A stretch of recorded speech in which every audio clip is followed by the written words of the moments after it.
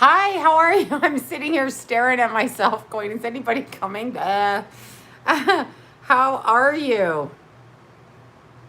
How is everybody?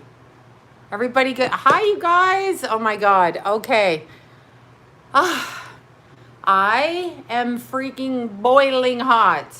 I'm dying. It is so hot. Toronto, so cool. Mm, Toronto is fabulous, especially if it's not hot right now. I have been on an adventure. Uh, Oh, so I'm somebody's favorite person. Awesome. I think that was Carol that said that. I'm like, oh, I think it was Carol. I couldn't see it. It went up. Okay, so I went on an adventure, a huge adventure. I'm going to show you my adventure. Where did I go, you ask? Oh, no, it's Cheryl. Oh, Cheryl Ann. Hi, Cheryl. I thought you were Carol Ann. Oh, Toronto's bloody cold? Bloody hell. Stripper from Las Vegas. I love my stripper girls. Um, you know all the women hate us, right? They hate former strippers. They hate current strippers. They hate anybody who wants to be a stripper. Whatever. Oh, I have these on. Thank you. That's why I'm screaming. I'm like, wait, whatever. I was just talking on the phone on this one. I love strippers too. I love strippers. I hate the bitches that hate strippers. Bunch of bitches. Yeah. I'm glad you don't hate me. Pretty much everybody else did. Whatever.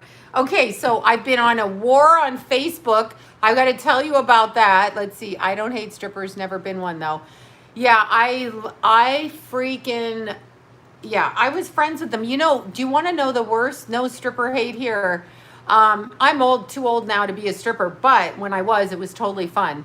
Uh, let's see. Oh, this is my lime green. I have been sleeping in this and wearing it running. And then this is Vanessa's bra. Look, y'all. Shall I show you the bra? Since I'm a stripper, this is Vanessa's bra right here.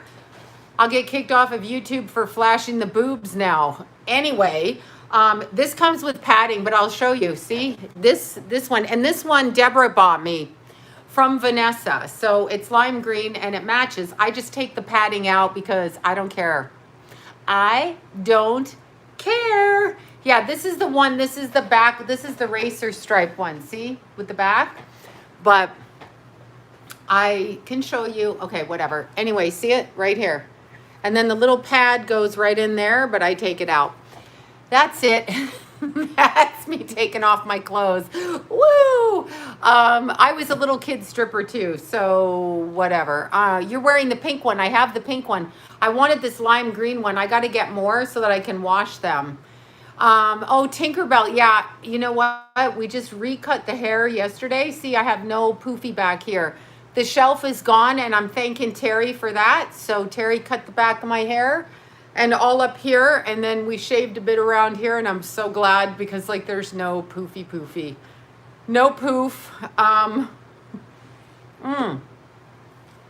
Yeah, you can lose weight on the pole. I used to have shoes when I had my kids. First having kids, I had these 6-inch spongy, this color shoes. I wore them with everything. Everything. Yeah, I know. I was raging. I'm so pissed at everybody. But let me tell you about my adventure. So my adventure today was to go looking for shoes. Now, I don't normally... my Cuban sister from Florida. You're from Florida and I'm Cuba from Canada. So these are the 8.5s, I think. Yeah, the Brooks. I don't know if they're going to be good or not. I don't really care because my feet hurt so bad. Oh, you got your toes done. Awesome. My feet hurt so bad, okay, that I had to get something. So these are them. Because my shoe order never showed up. Never showed up. They went to a different address, and they're still tracking them down. Yeah, I run in shoes like this. I will not wear hiking boots on the mountains or trails. I'm not doing it because I just need to I need to maneuver. I don't need a bunch of big, bulky hiking boots like I'm some kind of professional hiker. I'm run on the trails. But they got to fit because one time I had swollen arches for the longest time. Not swollen, fallen arches. That's when I got really fat in my 30s. from something with my thyroid, but I wouldn't go to the doctor. I did go to the doctor, though. I did go to the doctor. I went to my friend Carol's doctor. She had foot issues, and I tried for 3 years to fix my plantar fasciitis, and it would not stop. So I actually went to a sports medicine doctor that she decided that she sent me to. My package has been gone for 2 weeks. I'm like, okay, whatever, it's gone. But track it down. And they're like, is this your address? And I'm feeling depressed, and you cheer me up. Oh, don't feel depressed. Anyway, I went to Carol's foot doctor. All right. Thank you for that, Larry. Thank you. I went to Carol's foot doctor, and he looked at my feet on some x-ray. Hello from Ottawa. Yeah, the Eli Manning injury, exactly. It hurt. I thought I had bone cancer. Australia back in lockdown. Oh, crap. Anyway, I'm so sorry, Australia. So Perth, Ontario. I went to this doctor. I think I was maybe 38, something like that. I went to the doctor, and he put the cortisone on the bottom of my foot right up into where it was inflamed. And I have never had foot problems again. And I started to have them now. But for some reason, my feet, yeah, I know, he stuck them right up there. I didn't want to do it. I don't take any drugs. So I know it's quite different than when I was growing up. That's not the point. The point is, okay, Leo and Africa. Excellent. Mandatory mask again. Yeah, there's mandatory here, but I'm not doing it. And what I said to some fucker out there today was, if you have an issue with me, fucking do something about it. Do something. Call the police, arrest me, and we'll go to court and we'll find out the fuckery, because in court, it's not going to stand up. So whatever. Yeah, it's just, yeah, I know. The second wave coming here is on Halloween. It might be, that's what it is. Do something. All these fuckers talking to me, do something. Make me do something. Come on, bring it on. Do it. That's what I always said. You want to sue me? Fucking sue me. Go for it. Do it.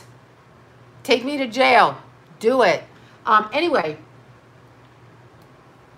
I went to REI, where I bought 2 pairs of shoes and a ridiculous $12 pair of socks, because the nauseating bitch outside the store blabbing loudly as hell with instructions like IKEA, the hamster cage. These are the socks I spent $12 on.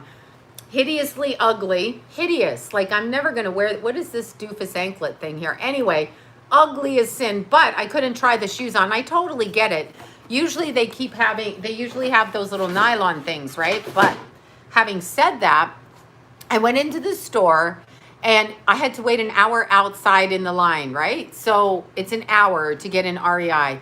They look small. The socks, yeah, they're supposed to be large. They're supposed to fit a size 10. I think they go like this. They fit my big fat feet. Yeah, I didn't find the foot injection painful. I was so grateful. Immediately the inflammation went down, and I was able to run. It was so painful for the longest time, I can't even tell you. But I'm in REI, and I'm waiting out in the line, and I'm talking to my friend Marina. I'm talking to her on the phone, talking about her little dog. He's so cute, and all of this, just this sweet little puppy talk and baby Jack talk and all that fun stuff, right? So we're talking all about that, and then the girl is blah, blah, blahing. She's like, they take their job seriously. Like, it's the first authority they've ever had in their lives. Like, they have no control over anything. So they're like, please, REI shoppers. Oh, Billy Joel. Longest time, Billy Joel. There you are. Please, REI shoppers, do not touch anything when you go into the store. Put your masks on. And in the shoe department, no, Vanessa's not here unless she is there. I don't know if she is or not. Compression socks, exactly. So then she goes, there will be a line at the shoe department. This is me. After waiting in a line outside REI, now I got to go in to the shoe department. However, I'm in desperate need of shoes because 6 pairs I ordered have not shown up. And I've got tread flying off, which I keep slipping, and my feet hurt. My toes are Vadess Sports. Vanessa's Sports Bras. VADESS Sports. You can find it on Etsy and Amazon. And this is the bra. Vanessa's my little running buddy. Anyway, she too needs shoes, and we too need all kinds of shoes, okay? But so I wait in line. I get into the store. Oh, Toronto. Yeah, that's that fuckery with what's his name? Castro's kid. The actual Cuban in Canada.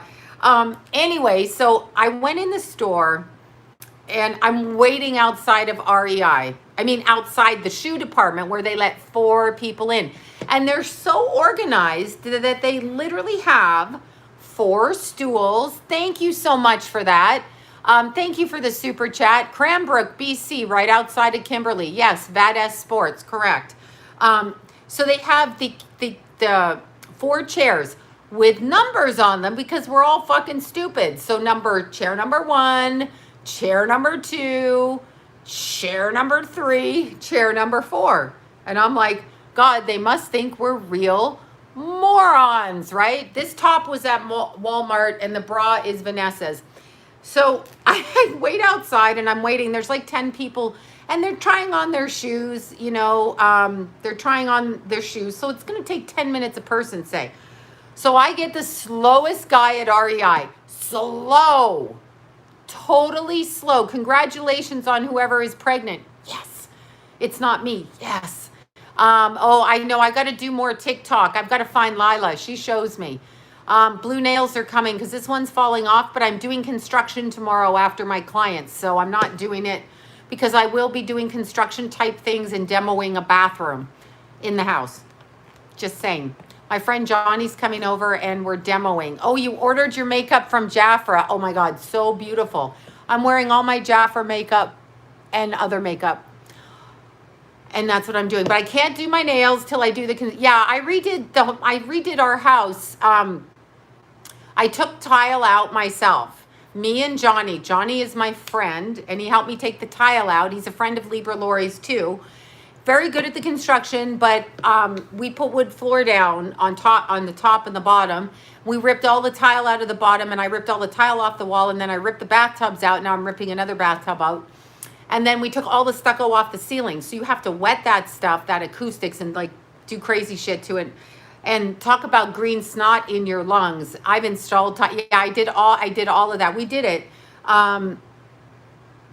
Yeah, so I'm just writing this. I can't even put a link on Facebook because they blocked the shit out of me on there. But anyway, so I'm doing that tomorrow. So you know I'm going to break my... No. You live alone, you want to die. Go outside. If that's Crystal. We kind of all want to die right now because we know we're being captured. So it's kind of like the animals in the zoo. I totally understand that.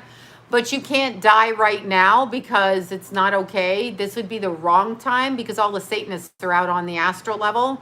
No, I don't think I'm blocked there. I'm sorry, not YouTube, Facebook. No, Facebook. I ordered foundation stick and lip stuff from Jafra. Bravo. So good, so beautiful. Don't kill yourself. And I know you're alone, but you're not alone actually. I know TikTok is the devil. It probably is, but yet I can't help myself.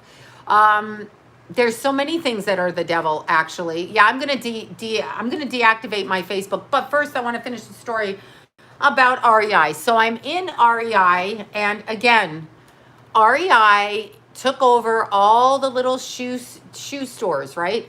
So an hour outside in line, then inside, it's over to the shoe department. Wait in line for, I don't know, 40 minutes. Go try my shoes on, right? So I'm sitting there, slow guy.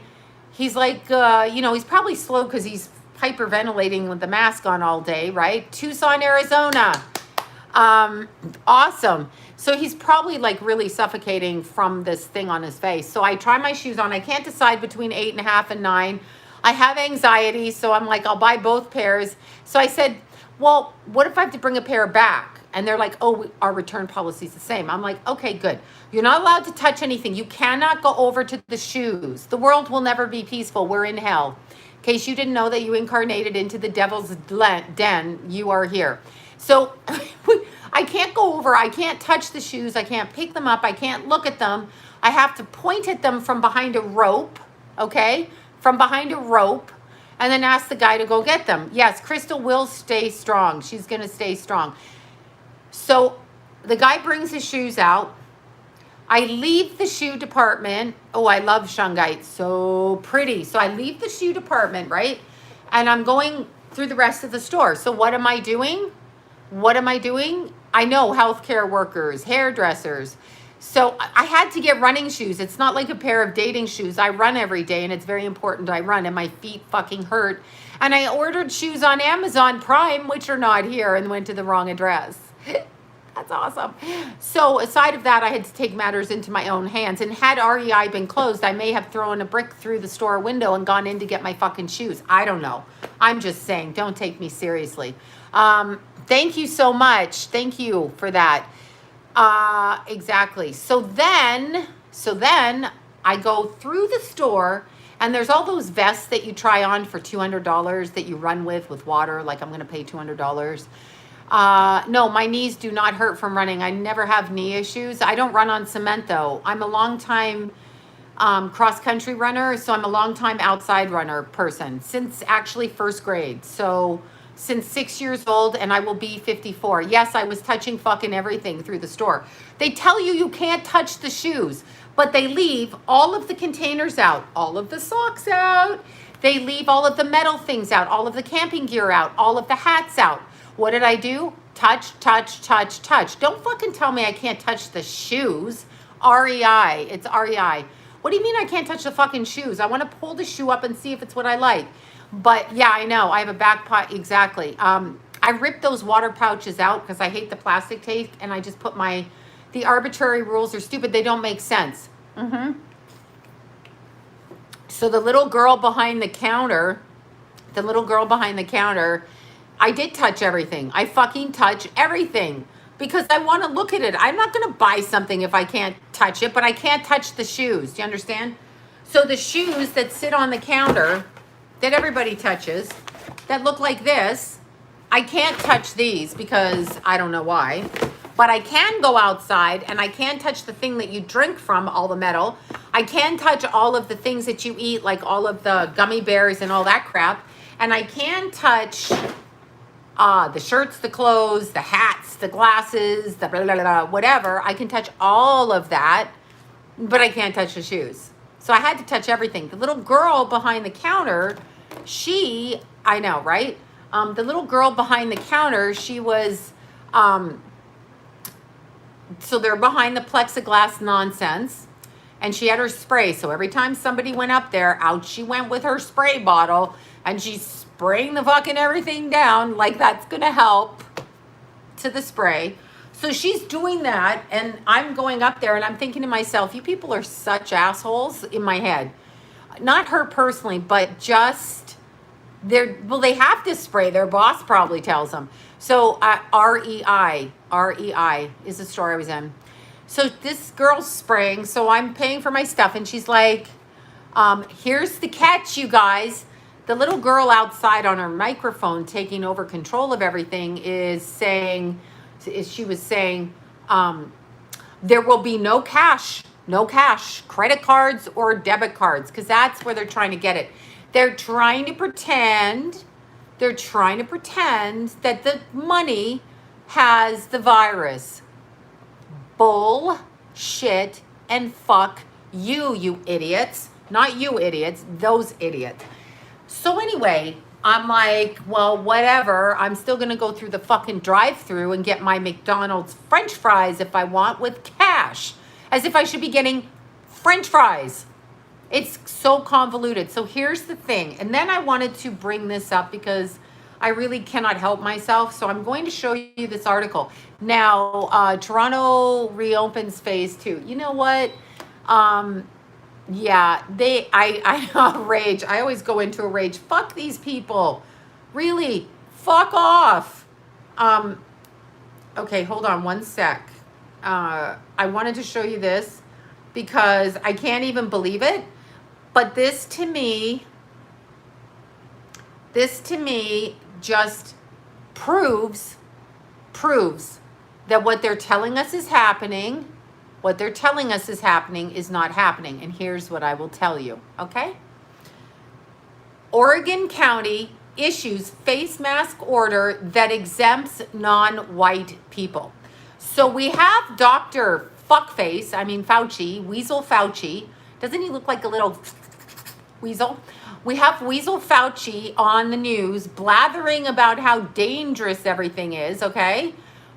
That's what we have. And then we have this. Lincoln County, Oregon has exempt non-white people from new order requiring the face coverings to be worn in public to prevent racial profiling. So are they being racial?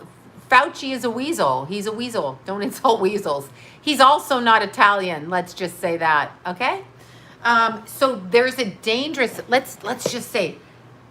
Let's say there's a really dangerous STD out there. Let's call it, I don't know, AIDS.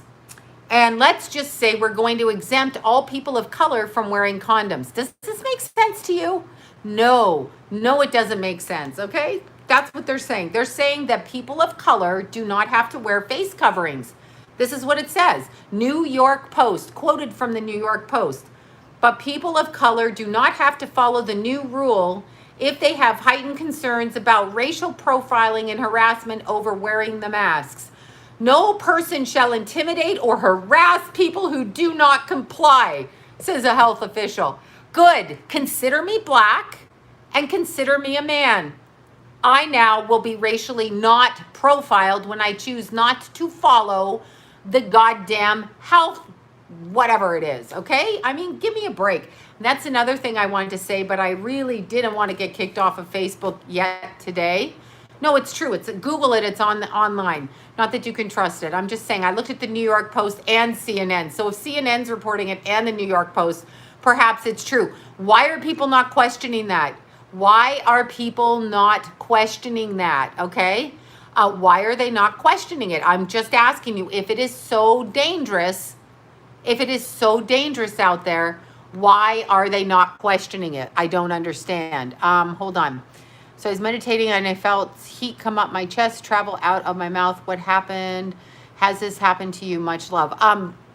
Wait, Brandon, I will answer that in a second. I got it in my head.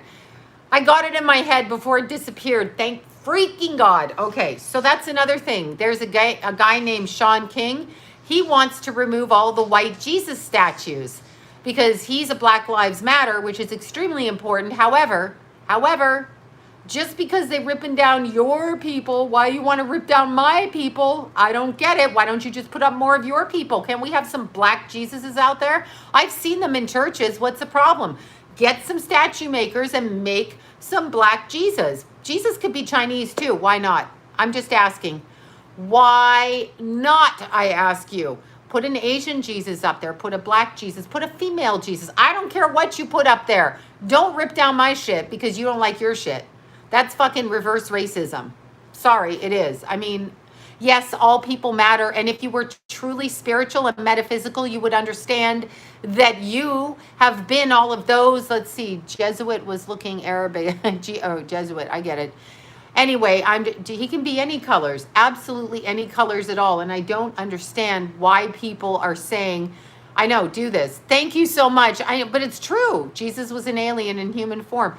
Jesus was a teacher, and it's an energy. If you've ever had a near-death experience for real, not on drugs, not hallucinating, not on fucking LSD or ayahuasca or DMT or any bullshit, I'm talking really died where your heart stopped, you see your guides. It's energy. If you've seen people actually die, it's an energy. It's not a person. We're human here to make it a physical existence. It's not how it is on the other side. It can be, but it's not. It's ridiculous. I love my IKEA white shelves.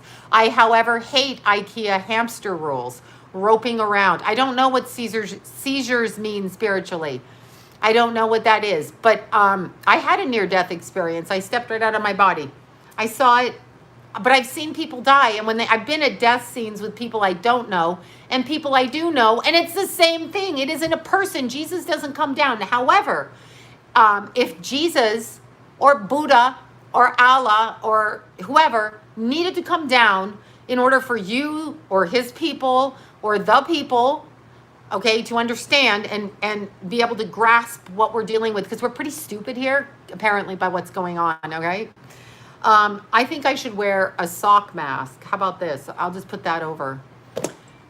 Anyhow, I keep wanting to put a G-string over my mouth, but I know I'm going to offend people. I just know it. I've already offended them.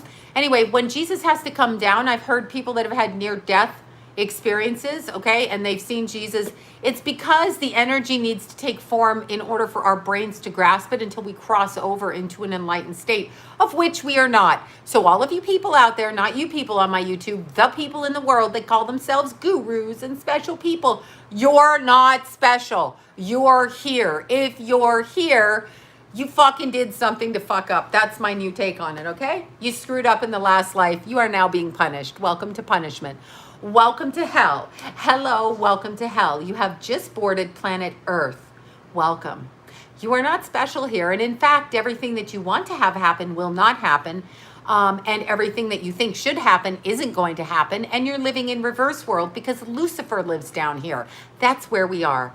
We're in Lucifer's territory. So if they're going to rip down Jesus statues, please rip down the devil statues, the Luciferian statues, and while you're at it, take down Martin Luther King and the fucking Statue of Liberty and every statue. Let's make it completely fair so that nobody feels out of line, because everybody has to have things really fucking fair, because fairness is what matters, because God knows we're all 6'1" and making $1 million, right? So life is fair, and babies aren't born sick.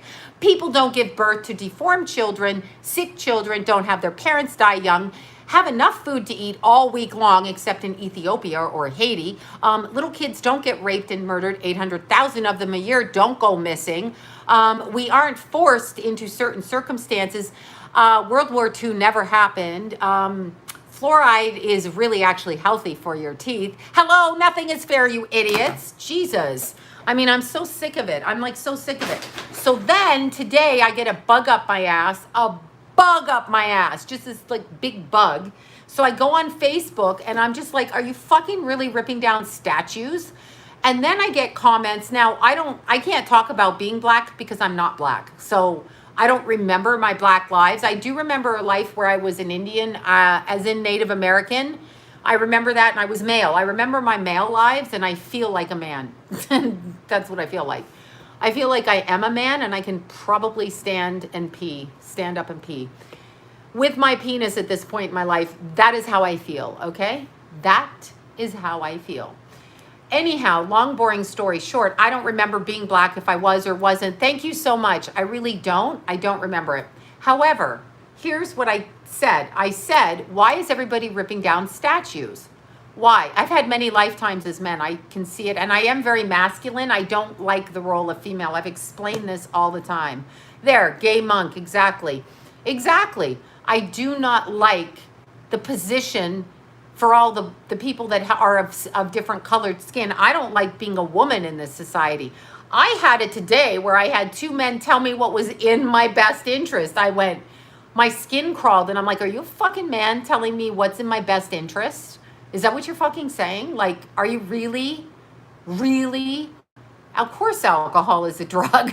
I don't drink though. I know you guys think I drink. I don't. This is water, I swear. I had men on my Facebook tell me, don't you understand this is for your best good, or it's for your own good?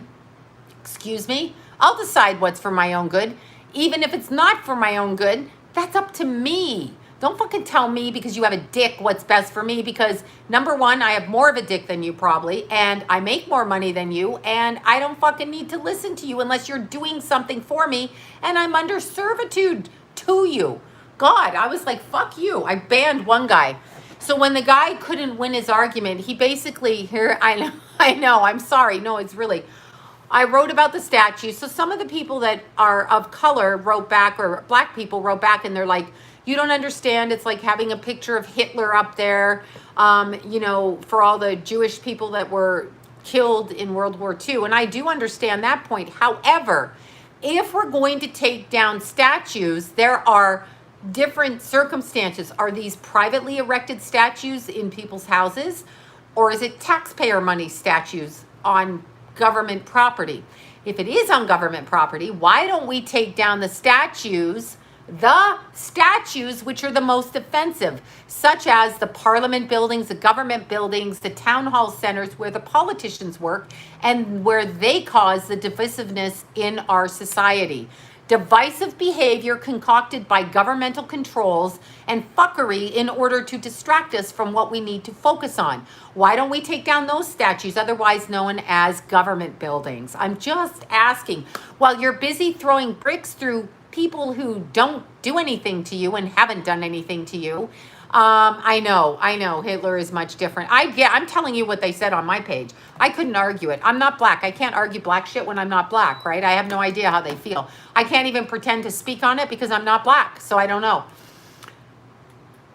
I am, however, a man, so I will speak on that. I'm kidding. But anyway, so I put that up there. Then I put up the thing about the COVID tracker, the crotch 19.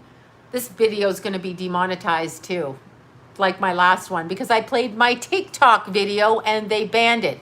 And I removed the TikTok video and they said, by the way, we're not going to monetize it. I said, why? The offensive material's missing. And they're like, yeah, that's just how it works. I'm like, oh, well, fuck off to you too. So now I don't care. I really don't care. Yes, alcohol is poison. We know this. I'm not a deep person at all. I'm a shallow person stuck in hell on earth. Trying to get out of here, trying to get the fuck out of here is what I'm trying to do. If I could get off this planet and get away from these people without murdering anybody, it would be a good thing. But I got a feeling that it's going to go batshit crazy when the elections come up. Anyway, I wrote about this on the phone. So the COVID tracker, or the tracker, and these men, and it was men. It wasn't women, it was men. The men, okay, so I had to go to my Bluetooth. Oh no, it's under my health. I went to privacy. This is what we were doing the other night. I went to health, and here we have it. COVID tracker, but mine is off. So I was like, this is whatever it is. And so the men wrote to me, they're like, you just don't understand how it works. You don't own your phone. This is what they're saying. You don't own your phone. It's not like you own it. Okay, so you don't own the service. This is what this guy who sucks, you know what, was saying to me. He's like, you don't own the service and you don't own the software. And you have free will. You don't have to download the update. Yes, you a-hole, I do have to download the update because my phone doesn't work right. No, truthfully, the guy's a cock, you know what, sucker.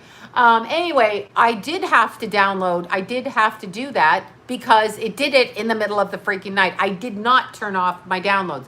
When I phoned the Apple store, I know, I can throw it right the fuck out the window. I know, hi Venus. Venus in France. I know exactly. That's what they said. But here's the thing. Why in this society is that acceptable? For us, do you see how fucked we are? I've got a flip phone now. I've got a fucking flip phone and I've got a secret number. And none of y'all are going to fucking find me. And this, I'm going to do what the drug dealers do.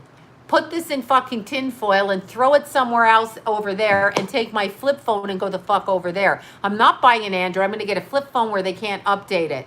And then y'all can fuck off. And then I will send this on some dog down the street with a homeless guy so you can go fucking track that, idiots. Yeah, let's see. Candidate, wait, 23 report concluding. Oh, I'm sure it's a hoax. Please, I know it's a hoax. I can't even. I've had it. I'm going to lose my mind. I'm probably going to lose all my friends because if they watch my videos, they're going to think I'm going to see you next Tuesday. A beater phone. Exactly. It's what the drug dealers did. I have a flip phone. You know that. I know that. Oh, Lori, I know that. Lori has a flip phone. I know. Lori's the one that told me. Now I've got a fucking flip phone. Oh my God. Do you see what they did? So here's what he said. So the guys on Facebook are like, so like all of your apps have fucking trackers and location things on them. And I'm like, number one, I have a choice. I can delete my Instagram or delete my Facebook or delete my whatever. I am white in this lifetime. I'm truly a white girl in this lifetime. But in other lifetimes, I've been Indian and other things. And I just can't remember my black life. But I'm sure I've had them. I am sure I have. I have that kind of aggression. Meaning I'm fighting for everything all the time. Okay, so anyway, I'm like, I can remove my Instagram and I can remove I miss my razor. Yeah, my stubble's growing in too. So I'm like, I can remove all of these other apps. I cannot remove that word from my phone, okay? I cannot. I know, right? I can't remove it. And then they're saying to me, well, you don't have to use it. It's up to you. You have free will. You don't have to download this. Here's the thing, okay? Here's the thing. The thing is, I want to understand why that word is on my phone. Why do you want that word where I cannot remove it from my phone? And here's what Apple said to me. I phoned them. You know I did. And I asked her if we were in the middle of a fascist Nazi regime, which she thought I was probably insane. And I said, well, you're talking about slavery all over the news. Isn't this a form of slavery? And I said, so did Apple do this, or who did this? And she said, Apple put this on, hear this clearly, this is what I was told. Apple put this on your phone so that when the government requires you to download the app, you'll have it. The government doesn't get into my health. They don't get to do it. No, the government does not have the right. Yes, I'm on TikTok. I know it's shameful, but I couldn't help myself with the music and the dancing. I just couldn't fucking help myself, okay? I was bored. Just saying. And Estelle and I figured it out. Lila taught me, but I couldn't. If Lila's on TikTok, I had to be on TikTok. Rascal Pants is. Good. I have three regular phones, which now I got to throw them all out the window. I'm having issues with this. I do not. I freaking love TikTok. It makes me laugh so much. I'm sick in the head. I noticed though with TikTok, it's very racist. Have you noticed that? Do you guys that go on TikTok? Because I haven't been on there, but you know how they have that, they take voices of people doing skits or whatever, like Lucille Ball and Ricky, where Ricky says, you know, no, every month there's no money in the account and this, that, and the other. Okay, so like on TikTok, they have an Asian girl going, you like the gel nail polish or whatever, and everybody imitates it. You know, you get the gel, it looks like diamonds. It's like they're totally making fun of Asians. Then they do the Mexican shit on there, and they make fun of Mexicans. And then they make fun of, I don't know who they're making fun of when they're doing the drug thing. And they do all kinds of things. And then there's all kinds of, like different, I loved my Razor phone when I had my flip phone like that. No, I know the TikTok's funny, but they do that Asian shit. But isn't that racist? Like, I'm just asking you, they're mocking Asians. They're assuming that all manicurists are Asians. China is spying on us. You are correct. China's in lockdown, though. My most beautiful hairdresser friend, Ryan from China. Okay, I'm on the China app too. Do you know they block us on Facebook there? So I have to talk to them through the WeChat app. Where the hell is this WeChat app? I have to talk to him through WeChat. I haven't even answered him. Hold on. There's a lot of rumors out there. Okay. I got to talk to him. Anyway, my friend Ryan, who is the most beautiful, best hairdresser on planet Earth. My hair has not been that blonde or that sexy blonde since he left back to Beijing. He used to travel from Beijing to LA. He had 2 hair salons in Beverly Hills and 1 in Beijing. I loved Ryan. He was a total Scorpio, but he didn't really know which day he was a Scorpio because they didn't record their births. And he's in lockdown in Beijing right now. And he is the best. I'm going to show you a picture of my little friend Ryan. I love him so much. I miss him. When I met him, I just loved him. He did not tell me, this is how Scorpio is. He did not tell me he was moving back to Beijing. I've been to his apartment. He had a nice apartment. So he calls my son, my Jace, who was driving Uber at the time. And he calls Jason to pick him up. Jason calls me. He's like, I think Ryan's going because I just dropped him at the airport and we dropped his car and he sold all his furniture. I'm like, what? My hair. Besides that, Annie was my friend. Anyway, he told me all about what goes on in China, what you can and can't say and all that stuff. Wait, I'm looking for more pictures. What did he do with his pictures? I'm so upset. Where's all the pictures? Anyway, he told me all about the stuff that went on in China. Lockdown and everything, and he's just so cute. Okay, so this. Ryan, okay. never be overdressed or overeducated. Isn't he cute? He's like, you can never be overdressed or overeducated. He's speaking in Chinese. He's super cute. I loved him. He's like one of my besties. I miss him terribly. If I put that up there, they'll probably go, there's the copyright on that when it's my friend, right? How can someone get a reading from me? I don't know. I'm booked right now. I have no idea. Meaning you got to look on the calendar to see when it's open. Ryan on Chinese. He's beautiful, Ryan. I miss him so much. But he told me he was in lockdown. Like he literally was in lockdown too. These are movies he does.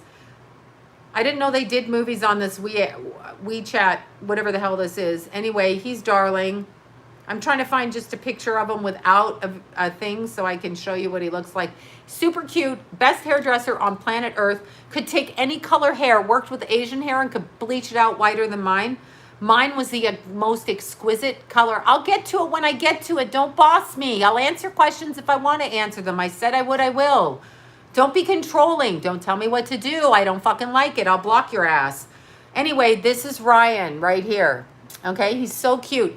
We were going to do a TV show together. He did my street psychic with me, and he was a beauty healer.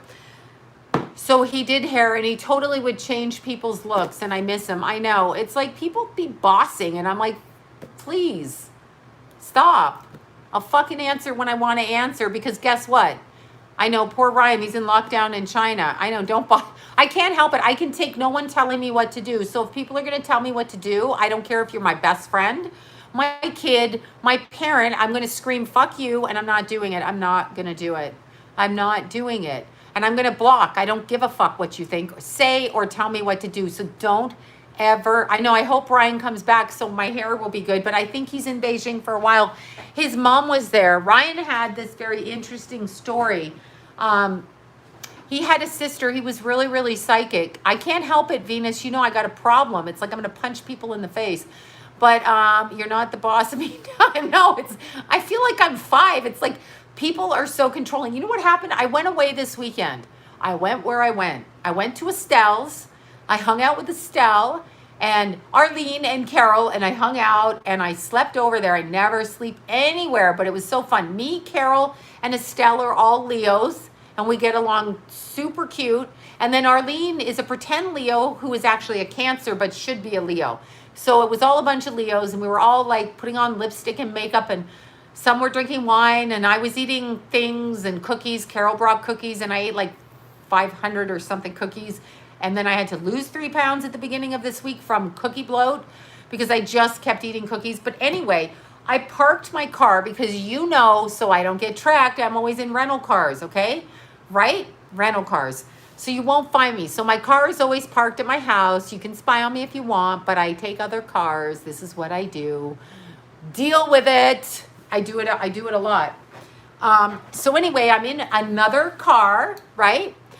My car is parked out here on the public street, and cookie bloat makes it float. I know I love cookie bloat, but my little fingers get swollen. So I'm parked on the street. I come back, and there's a note on my car from the losers across the street. Losers, here's what they say. I should have brought it in. I had Vanessa read it for me because I was so aggravated that I almost went and knocked on their door. And I'm trying not to cause issues, but who the freaking fucking flippin' bloody hell do these people think they are? You're very rude. Good. Go away. I am very rude, Brenda. Turn me off. That's right. Go fuck yourself while you're at it. Anyhow, you're very rude. What am I under? Your control? Fuck off. Yeah, this is the point of my channel. It's my channel, not your channel. That's why it's my channel. Go do your own channel where you're really polite and fake, okay? Anyway, the neighbor writes there, she writes, could you please park a few feet back? Now, the reason I parked where I did is there were 3 cars behind me, and then, so that was the part of the street that was open, and then I went away. Here's what she says. We like to put our garbage bins out, right? I'm like, okay, what's this have to do with me? Because you can put your garbage bins in the red part of the street, not the side. And she goes, we have a baby. Our daughter has a baby, and she parks the car there. We know you're entitled to park anywhere you want on the street. And I'm like, Yeah, I know. Brenda's surveillance. She's a troll. Yeah, whatever. Who cares what she says, right? I'm named after a soap opera called Peyton Place. I know, right? But anyway, this neighbor's telling me about how her daughter has a baby and the baby needs to pull up. And I'm thinking to myself, I'm not blocking your driveway or anything about you because I park on the side of the street. Your driveway and front door is on the other street. What the fuck are you talking about? So I took the note and taped it to their garbage bin with a big fuck you across the note. I'm sorry it happened. I taped it there. And then I continued to park where they didn't want me to park because, let's see, why so rude? Why not so rude? Why are you asking why? Get off the channel, you guys. I'll do whatever. Okay, whatever. That's what I did. I was like, your driveway's around the front. I'm parked on the side. I don't have a driveway. It's a public street. It's taxpayer money. Yeah, Soap Edge of Night. I remember that. Yeah, Peyton Place was mine. Some character. What's with people? Okay, here's the thing. If you think I sound rude or I'm too aggressive for you or whatever the case is, that is your problem, not my problem. I don't care what you say. Doesn't matter what you say to me because I'm going to say what I want to say. That's what I'm going to say. Spirit cooking is not actually them eating flesh. Spirit cooking is conjuring up a golem into a shell where they use parts of human DNA, blood, sperm, urine, whatever, okay, where they do that, and then they put it into a I guess what do you call it? Something with no soul. A container, and then they put it into a container and they watch it grow. That's what spirit cooking is, conjuring up demonic entities through the use of certain ritualistic behaviors. That's what they're doing with that. That's spirit cooking. It's not, I guess it could be the other part where it's cannibalistic, but my understanding is it's not. It's demonic spirit capture into a vessel. You can do it into a human body too. That's kind of what it is. I know people should stop telling me that I seem angry. That's another condescending way trying to tell me to shut up. I don't fall for it. I'm not hungry now. Well, that's good. We'll lose a few pounds. I'm not actually like, I'm very aggressive and I'm going to set my boundaries and speak the way I want to. I'm going to do that just because that's who I am. And if you tell me I sound angry, that's your perception, okay? I could also be sarcastic. I could be being intellectual. I could be playing mind fucking games. I could be doing whatever I want. If you're going to comment on my swearing, okay, that is your problem because the way that I talk is my choice. Who decided it's a bad word? I didn't, and I like it. That's your problem if you're so affected you can't handle it. Don't interrupt my page by telling me shit. Just don't come to the movie, okay? Jesus. Very true about perception. Yeah, I don't really care. Like, what is with everybody being a bunch of babies? Hold on. Somebody's calling me a Karen over here. Let me just read this. Oh my God. Okay, I can't even.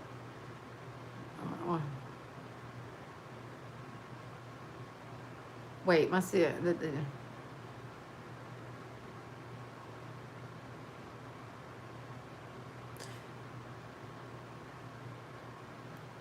to do. Hold on.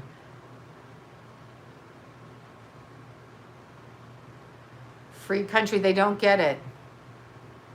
Free choice. Not a law. Yeah, okay. Don't go places that require a mask. No, don't you go out if you're afraid. See, I have a totally different take on it. People get really pissed off. It's now become, oh, wait, why would you, wait, Margaret called Karen. No, they called me a Karen over here. Anyway, what is your solar moon this year? I don't know. I don't know what my moon, I don't run solar charts. I'm not a huge fan of them. Let me see what my solar chart moon will be for the year. It'll probably be something shitty, right? All right. So anyway, long, boring story short, to answer Brandon's question on my own time, people get very demanding on this YouTube, and they get very demanding in my life, and I don't like demands. Again, just so everybody's very freaking clear, I work for myself. I do what I do the way that I want to do it. That's why I don't work for someone else, because I'm not going to fucking listen to you. I don't want to listen to you. I've been on my own since I'm 14. I don't need to listen to anybody. I didn't see any of y'all helping me when I was a runaway child, so shut your mouth now. I don't need your help. Thank you. Not you good people. Those people. All right, I'll stop. Yes, I'll stop. You haven't really seen me when I'm angry anyway, because I usually end up in jail when I'm that angry. That's when I'm actually causing shit, okay? When I'm causing shit like that, I do end up in jail. That's what happens. Like my kids will tell you, I will get out of a car, but it's not that it doesn't run in my family. I remember John, I was just talking to him about this the other night. Jason was a year old. I don't think I had Keith, and I don't know what was up John's ass, but I watched him get out of the car and beat the shit out of a biker who cut in front of him on a thing. I watched that. The baby and I watched it, okay? So it runs in our family. I know, Becky bought harassing you, right? Wait, would love to hear your impressions. I don't even know what, okay, I don't even know what that one is. Hold on, let me read this. Would love to hear your impressions on the Watts case. Oh, yeah, that one. Well, that's an easy one, but hold on one sec. Anyway, problem is with Brandon, I think his name was Brandon, asking about when he was meditating and he felt something come up his belly and out his mouth. Seems to me, okay, seems to me like there was something very either close to his astral level or something on a opening up of the solar plexus and the fire breath. Thank you for that, Lisa. Opening up the solar plexus and bringing the breath up through the body. But he described it like I know, right?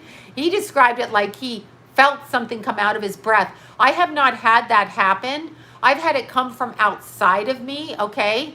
Let's see. Anyone who changes their name to be closer to shenanigans is lying. I don't even know what that means. Anyone who changes their name. I don't know who changed their name. Anyway, but I think what that is, it sounds like you either had a Kundalini awakening, but through the solar plexus, or you literally had something that was being expelled through meditation. It can also be fire breath, which feels like that when you're doing the pranic breath. It can feel like that, like when you're doing, okay, I'm imitating, but when you're doing that in meditation or yoga, it can actually come out and heat up and come out that way because it's following the path through the body, all right? I'll tell you in a sec. That's probably what it is, but I'm trying to think here. My brain gets so scattered. Where am I? Where was I born? Oh yeah, Toronto. I know I'm intolerable for some people. I understand it. But you know what? I could never be white bread, and I don't want to be. I just got to say, I'm sick of, I have tried to really stay in my line. I tried in my marriage. I tried in my kids' school. I tried all the way through it to appease people and keep them happy. They don't like me anyway, so now I gave up on that shit. I literally gave up on that shit. Okay, so let's look and see what my solar moon is. You just made me want to do this. And so I'm going to do it. I'm going to tell you what it is for this year. All right. Oh, God. Ah, hell. Well, it's more fun. It's moon in the 9th in Aquarius. So it's Aquarius moon for the year, but then Saturn's coming up on the moon this year, which means I'll probably be very serious or, escaping to another country. Solar moon is a solar chart. A solar chart, by 50, you're done. I'm not nice. I don't fucking care. I could not stand on Facebook this morning, could not stand these men. You know what the man said at the end? This young man, he goes, well, when I said something, he asked me something about 5G, and he's like, do you think 5G causes cancer? And I said, sure, why not? And he goes, oh, you obviously don't educate yourself or you don't research, right? And I was like, okay, I think it does cause cancer. And he goes, well, it seems like all you old women on here, you're not really into science and don't really understand. So I just blocked him after that. I'm like, you know what, you stupid cocksucker. I wanted to say, this is why I know, right? I don't need a man telling, I really don't. I never understood I never understood. I never understood why men thought they knew more, because they really, I love men. Oh God, I love them for certain things. You know what I love them for. I love a good man with an intellect and a good man for sex, okay? So I love both of those things, especially an intellectual man who can communicate, and I especially like a man who can tolerate me and basically keep me in my place without blocking me. So I love that, and especially if they're good in bed, I love that. I love them when they let me be me, as in they don't ask questions in the middle of the night. When I go hiking at 1 a.m, they don't think I'm cheating and they don't ask me fucking questions, and I just get up and go. All right, I love that. I love it when my running takes over anniversary dinners and Christmas dinners, and I love that. But I don't need some a-hole telling me I don't know what I'm talking about, because I'm entitled to my own opinion. So shut up. And if you're going to call me old, you might as well explain to me what your fucking mother looks like, because she too is old. So what are you saying? Do you talk to your mother like that? Someone ought to just take him by these little girl breasts and bitch slap him like that, because that's what he is. He's a bitch. So I blocked him anyway, and I can't believe we had mutual friends. I was like, what are you talking about? Like, how do I have mutual friends with such an a-hole? Anyway, so that's what was going on this morning, all this nonsense, right? I was like, oh, you are nonsense. But I never I know, you know what it is? I really think, I don't know, my sons don't do that to me. My own sons really don't do that, because if I get in their face, and I'm really surprised, because I have to look up to Keith and I have to yell up at him like this. So I have to go like this in his face. And I'm really surprised they haven't just picked me up and just went, shut up and get out of the way. But when I go after them, they back down, because when they were teenagers, I would chase those two boys down the street and they would back away like this. Never raised a hand to me, which I'm really glad, because I can actually think back and say I probably could have deserved it, because, you know, oh my God, I would try to punch Keith sometimes, not really punch him, but I would come after him swinging. And John would have his hand around my waist, and I'd be like, God damn it, what did he say to me? And I'd be swinging after him like this, and then he would just back away like this. But my boys never laid a hand on me, which was really good. And I pushed them through the envelope, okay? If they did stupid shit, I would go in, like if the police brought them home, I would smack them across the face, and I'd be like this. And I would just be, I know, they knew. Yeah, no, because I go ballistic on them. But I also taught them, like, when you have girlfriends, what's important. They're going to get their nails done. They're going to go to the gym. They're going to hang out with their girlfriends. They're going to go to different places overnight. They're going to do stuff like this, and you're not going to stop them. They're going to spend money on what they want to spend money on without asking your damn permission. I'm not going to ask your father for permission to spend money on shit. I make my money. I'm not asking you shit, and I don't expect him to ask me shit either. And I just know, not doing it. So, yeah, no, my boys are funny. They're really funny. My Keithy, he messaged me. He said, Mother, I love you. And I was like, oh, I'm mother to him. When he was 10, he would call me Sloan. He'd go like this. I go, you need to go up and clean your room. And he'd go, yes, Sloan, like this. And I'd be like, who are you calling that to? And then I would chase him. No, I only make my own money. So I don't need some guy on Facebook who's probably paying half of somebody else's bills when I'm not doing that, or asking him for shit to tell me shit. Don't tell me shit. You're not doing anything for me. I don't need you to tell me shit about how to be. You can tell me your opinion without being condescending, but he felt the need to be condescending. So it's like, yeah, no, not doing it. Ridiculous. Okay, so getting back to the fire breath, I probably think you were bringing up the prana from the solar plexus and out. If it wasn't that, it's actually, yeah, nice means ignorant. Subservient, that's what the face covering is. It's ritualistic. It's a spiritual war out there. And people who don't understand that don't get it. They think that I'm like fighting because they don't wear a mask. If that's all my problems, that's what the one said over here on Instagram. No, I have a right not to wear what I don't want to wear because a Dr. Fauci, who is a weasel, who is not Italian, he's lying, okay? He's literally lying. He has a made up, I like being nice. Well, you can be nice. You be nice. I'm not saying I'm not nice. I'm just not going to put up with shit. I'm not going to be polite. Okay, I'm not going to be polite when somebody says something to me I don't like. I'm not going to do it. You want to be a bitch to me, I'll end the conversation. Meaning, you start it, I'll finish it. You punch first, I'm punching back. I'm not going to back down. I'm not backing down. I will not back down, which brings me to the next thing, okay?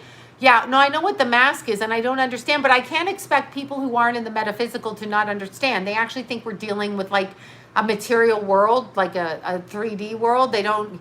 I know what Fauci is. He's not an Italian. We know where he comes from. He's a relative of Hitler's for sure. That's what he is. I mean, I can't even. I can't. Ugh. I just can't. I know. He's totally. Yes, there you go. The vagina shot in the arm. He's a little gray alien thing. He's a weasel. He's a weasel. You know those things where you hit at the fairs and you go bop, bop, bop like this? You know what I mean? On those little things that put their heads up. I feel like doing that to him, but with like a tennis racket. Just like smashing him into the ground. Honestly, a mole, right? Oh, he's disgusting. And you can look at his eyes. Look, whack-a-mole. That's it. That thing. Yeah, that whack-a-mole. Exactly. That's the thing. But look at a person's eyes. Look at a person's eyes. Look in their eyes. Watch how they speak. Watch how they hold the eye line with you. Look at it. We are being ritualized and people don't understand it because they're not into the metaphysical. They think astrology is a joke. They think psychic's a joke. They think all of this. It's not a joke. It goes on. And when you put the word COVID in my phone, you are initiating me. Oh my God. Yes. A whole lot of loving on YouTube. I love Lenny. Anyway, if you look at the word COVID, it then becomes part of my daily routine that it's on my phone. I don't want the word on my phone. That's just it. I don't want it. I don't want a pedophile's name on my phone either. I don't want that. That's not what I want. So I should have control. Fauci's wife is in control. Probably is, right? We are being on CON. Wait, I don't know what that is. Mandatory. I know they want that. Well, they've done that here in California, but here's the thing. I'm not going to do it. So he smells panties. Well, yeah, he probably does, but they're men's panties. Okay? Dirty men's panties. That's right. Figure that one out. There's a lot of that shit that goes on in the sex clubs, the dominatrix clubs, all kinds of things. I'm still pissed. I know I don't wear a seatbelt either, but you know what they did with cars? You know what the seatbelts were about? The seatbelts are about the insurance companies and the money from the insurance companies. That's what they're from, right? That's what that is. Hi, you guys. Hi there, Candy Clark. I love that name. I'm Candy Clark, and I'm sexy as hell. That's what that name says.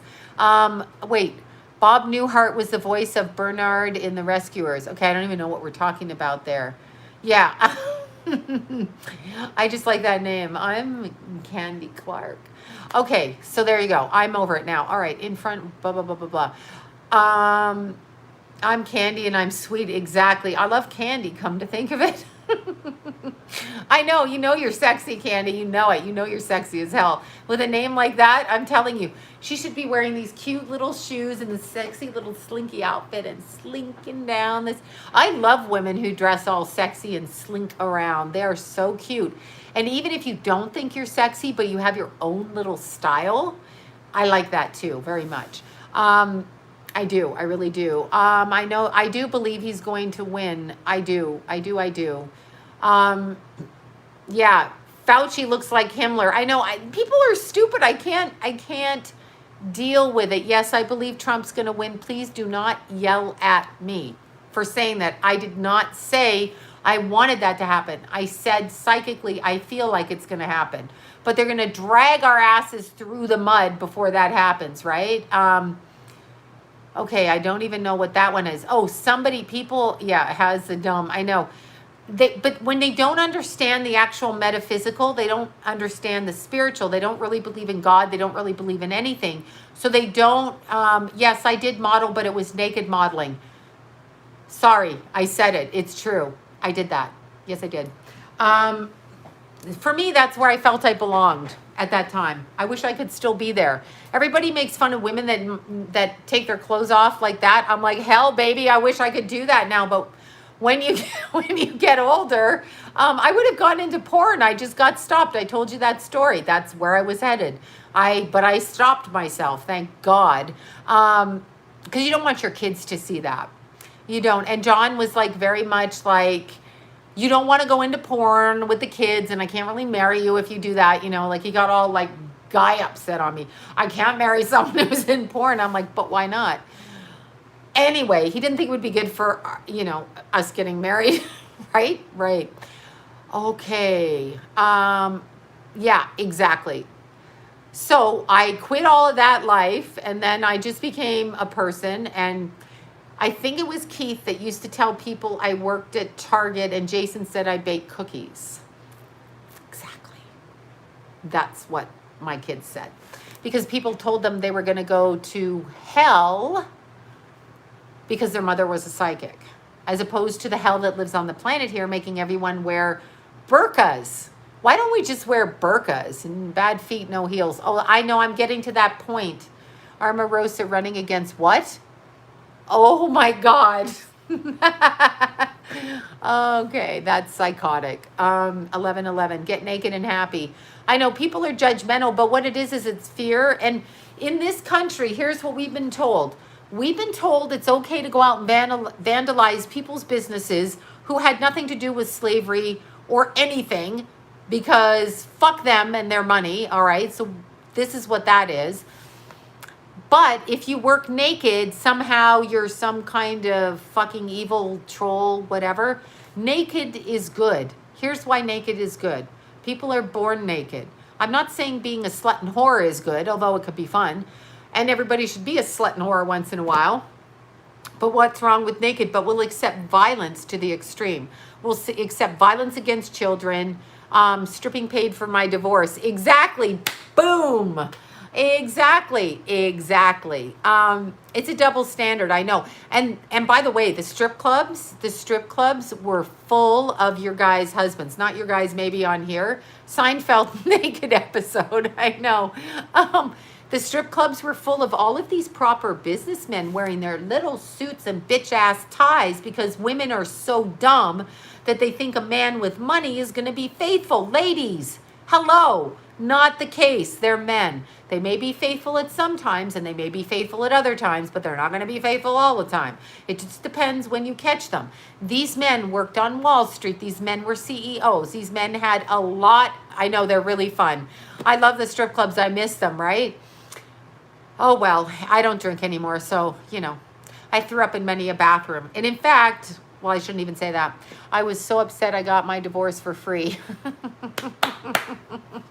Good for you. That's the way to do it. One reason I never dated a man with money. Yeah, I did. Well, I mean, I never considered money in the equation. The man I married had money, right? Ew, panty sniffers. I love taking their money. Yeah, I don't take anyone's money because there's a karma to it for me. If I take from you, then I'm going to owe you something. And God, I'd rather die than owe you something, okay? I would rather die than accept a gift with strings attached. Oh, hell no. Hell no. For anybody getting a divorce out there, no, I don't hate you. I love you. Let's see. New York City businessman. Yeah, I know, right? Oh, my God, right? Men are just whatever. Biden, I don't know what to say. You want to vote for Biden, have at it. That seems like a good idea for sure. Could you channel? I don't even know who that is. Okay. All right. So here's the thing. I can't do strings. I can't. People think, oh, you know, and Aunt Jemima. Oh, come on. I know. Does Aunt Jemima's family have a say-so in this? Like, If I'm the relative of Aunt Jemima, if I'm her family, right? A Biden joke. Yeah, Biden sniffs people. He's disgusting. Like, what's with him? Like this. Okay, so if Aunt Jemima's family, because there's such a thing in Los Angeles, which is what Priscilla Presley did, where they hired lawyers to the estate lawyers of her late husband Elvis, and they get all the royalties from Elvis, okay? So they get the royalties and stuff, and they do all of that kind of thing. So if I wore panties, I might go into a business for it, but since I'm against the panties right now because it's so hot out and I don't want a panty line, like everything is going down in a weird way with gravity, so now I'm not wearing panties. I said it. All right, so because when you wear them, you can see how your butt cheeks hang below the panties. I can't handle that. I can't handle it. I can't handle it. All right, there, I said it. Now I'll release that, and it's gone. Okay, so I can't help it. I've got like a really sick sense of humor. Steve Bing. Okay, the story I know about Steve Bing. Wait, I'm all over the place. Let's go back. Where are we going? Where were we going? Oh, Aunt Jemima. So Aunt Jemima's family gets royalties to her name. So I don't know. Isn't it up to her family what they want to leave the legacy as? Maybe Aunt Jemima was a slave. Maybe she was in bondage. Maybe she was made a joke of. But actually, I'll tell you something. The representation, I don't actually know if she looked like Aunt Jemima, like if that's how that lady looked like, because I don't know the whole story. But let's just look at it. Aunt Jemima got fired for being black. I know. Oh, there you go. Right? Oh my God.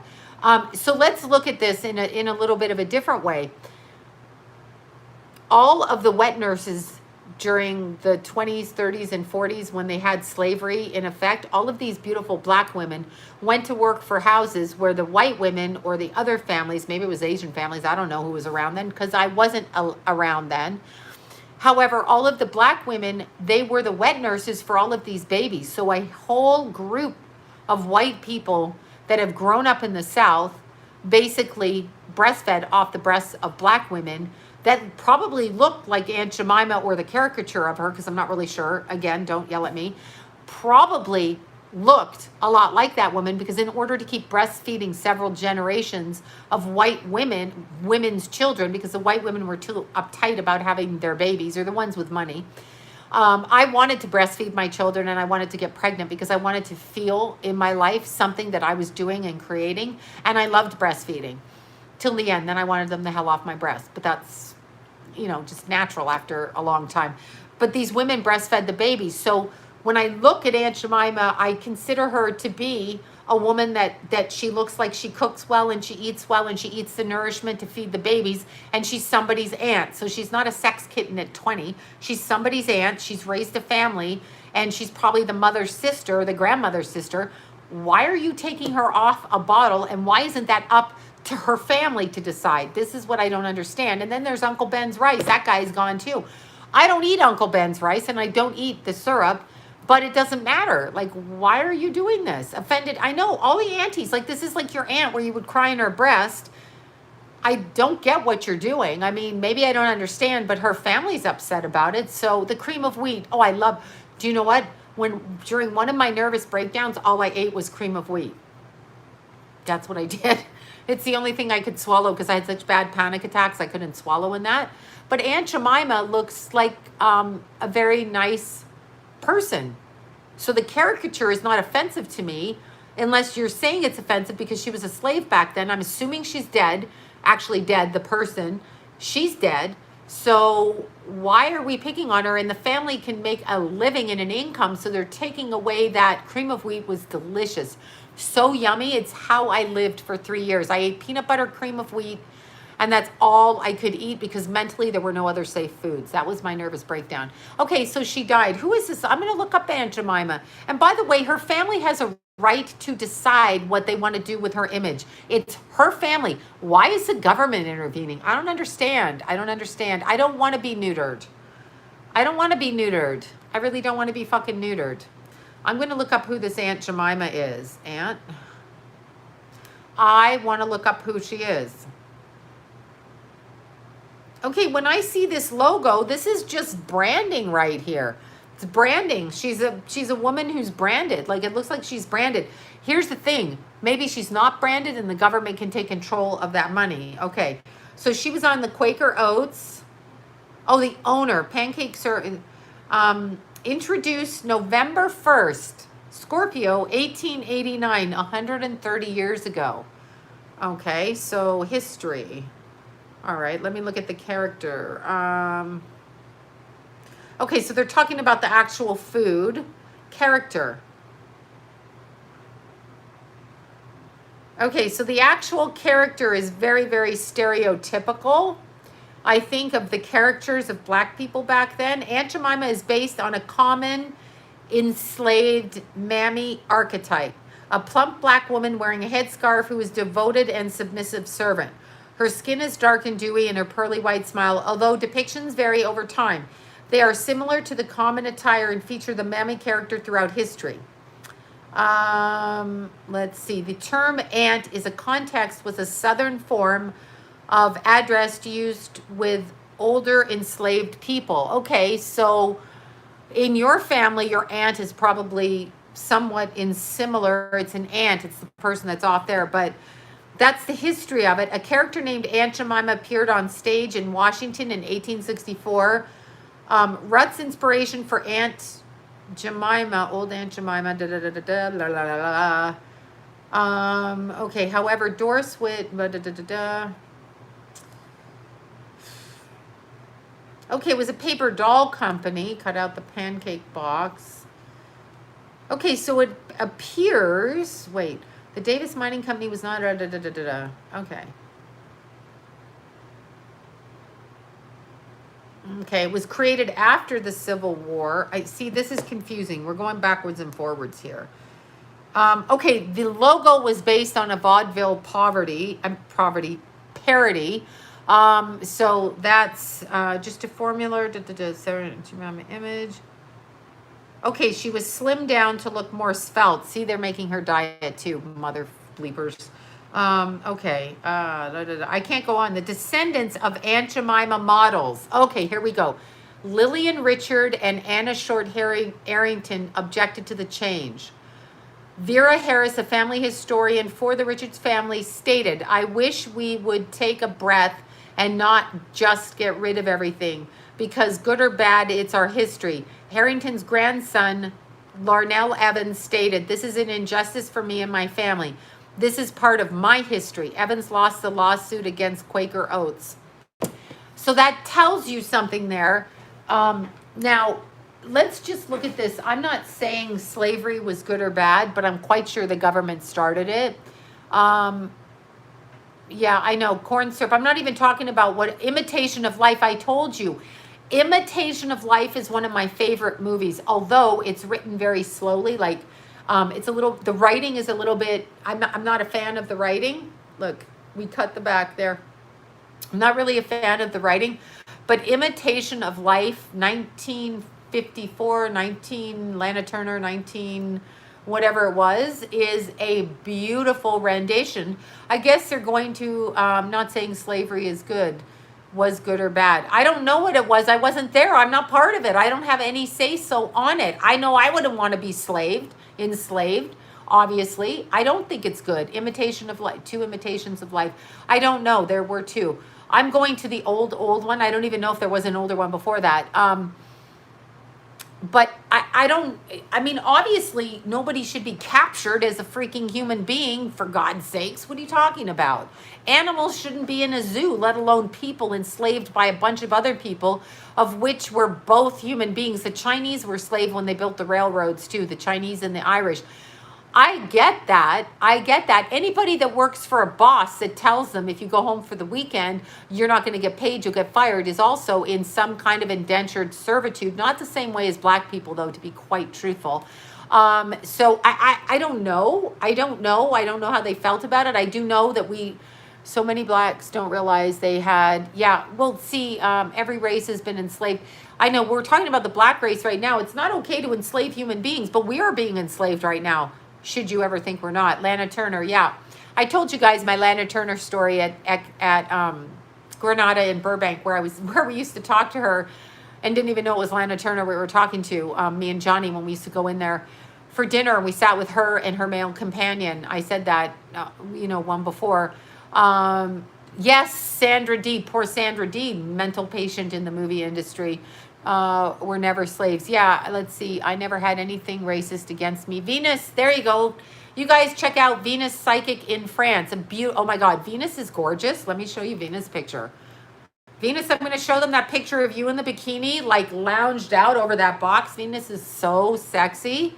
And if you guys, if you guys think these long legs on this beautiful woman and her wild hair is not sexy, oh my God, so sexy. Okay. I hope you posted it. Oh my God, this is like, look at this gorgeous woman. I don't even know how old Venus is. Look at this. She's gorgeous. I mean, are you kidding me? Why would we critique people? She's beautiful. That's Psychic Venus, y'all. Look, there you are. Look at this beauty. So beauty. I saw this picture. I'm like, this one is hot as hell. No, she's gorgeous. She's absolutely beautiful. She doesn't need makeup. Sandra D had a lot of emotional problems. That's what I mean with mental. She was anorexic, bulimic, had been sexually abused by her adopted family in Hollywood and always trying to commit suicide, and finally basically just died of malnourishment or whatever it was. So yeah, anyway, just to show you again, beautiful Psychic Venus. Look at this body. She doesn't have anything altered on her. She's gorgeous and she accepts herself. Okay. So that she's beautiful. Venus is gorgeous. Yeah. I don't know. I don't know about slavery or not slavery or what, like Patty Duke. Exactly like Patty Duke. Oh, Venus, you're 47 and rocking that bathing suit. God bless you, girlfriend. Yeah, I never asked Venus how old she was. I could never tell, so I didn't ask. As for slavery, I don't know what the hell happened then. I don't know. Venus is gorgeous. And I think you're a Virgo, right, Venus?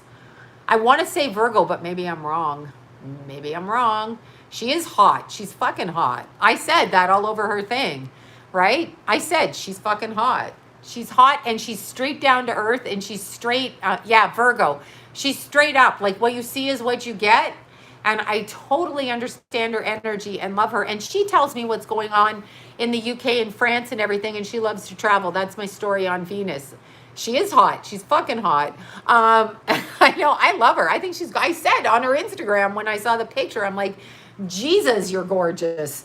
And just, I'm not long and lanky and I just love those legs. I'd wrap them around Johnny's neck. How about that? If I had legs like that, I'd be putting everybody in a thigh crunch. Okay, sorry. That's what I think. Yeah, let's all try to be sexy no matter what we look like. Let's put on sexy tops. Let's put our bras on. Let's put on something. Hedy Lamarr. Yes, seriously. What about Hedy Lamarr? I just missed that. See, somebody saw my Facebook post here in rants. I couldn't help it today. I was just like, are you fucking what? You are just rambling. Well, you are just fucking annoying. Get off my page. Go fuck yourself. Anyway, we should all be very sexy. Let's do sexy. Yes, Hedy Lamarr was gorgeous. Let's do sexy. No top for me. That's right. No top for you. Sexy as fuck, you all. So what can we do to be more sexy? I'm going to tell you about the sexiest woman I ever knew, which has nothing to do with anything. I'm going to tell you about her. Okay, so she was a friend of mine, and she was approximately, I'm going to say about 180 pounds, maybe 5'7", something like this, right? She was a beautiful black girl and we used to hang out all the time. She married a white guy, she was a black guy, and her kids were mixed. She was psychic and she had tons of questions. So she used to come to me for her questions. Now, she was a big girl, so she didn't have the technical body. She did her hair perfect. She did her nails perfect. Her makeup was beautiful. Now, when she would walk into my office on her break, I would watch her walk from across the street, because she would be going out to her car, walk across the street. She wore these high heels. Keep in mind, she's about 187 pounds and 5'7", so she's not petite at all. And she would wear, I'm not joking you, little spandex skirts. You could see her legs, you could see cellulite, you could see all of that. The way that she carried, you have a sexy bone, the way that she carried her body and the way that she felt sexy to herself, okay, even though she was always on a diet, always trying to lose weight, the way that she dressed was like she was hot as hell. Her husband was beautiful. Her husband was beautiful, okay? Beautiful.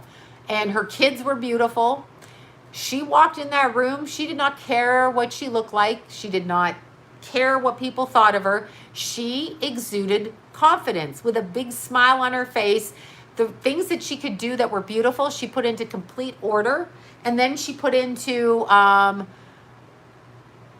slavery is abuse. That's right, it is. And slavery and zoos are abuse. Human zoos are abuse as well. She owned it, and she was gorgeous. And I never forget that. When I feel bad about myself, when you stop having kids and you go into menopause, you start to feel bad about yourself, or at least I do. And so you look at yourself and you're up all night, you get bags, and maybe you got some pudge somewhere. But she didn't care, and she's always been exquisite, and she's the funniest person. Whoever you are, here you are. Where is this person? There you go. There you go. There you go, you little troll bitch. Anyway, she was gorgeous, just beautiful, just like she just walked. Yeah, I don't know, whatever that bitch was saying, I wanted to get rid of her. Anyway, we should all practice being sexy. So let's do this, because all of us are feeling shitty. We've all gained weight probably because we've all been stuck in the house, all of that stuff. So let's wear one thing we wouldn't normally wear, and let's try to make it something sexy. So if you don't wear, let's see, but Sloan doesn't know. Yes, slavery's bad. I don't know how people felt at the time I wasn't there. Shut up. I'm not black. I got no say-so in it. It's up to them how they felt about it. I am not of the generation of slavery, and I'm from Canada.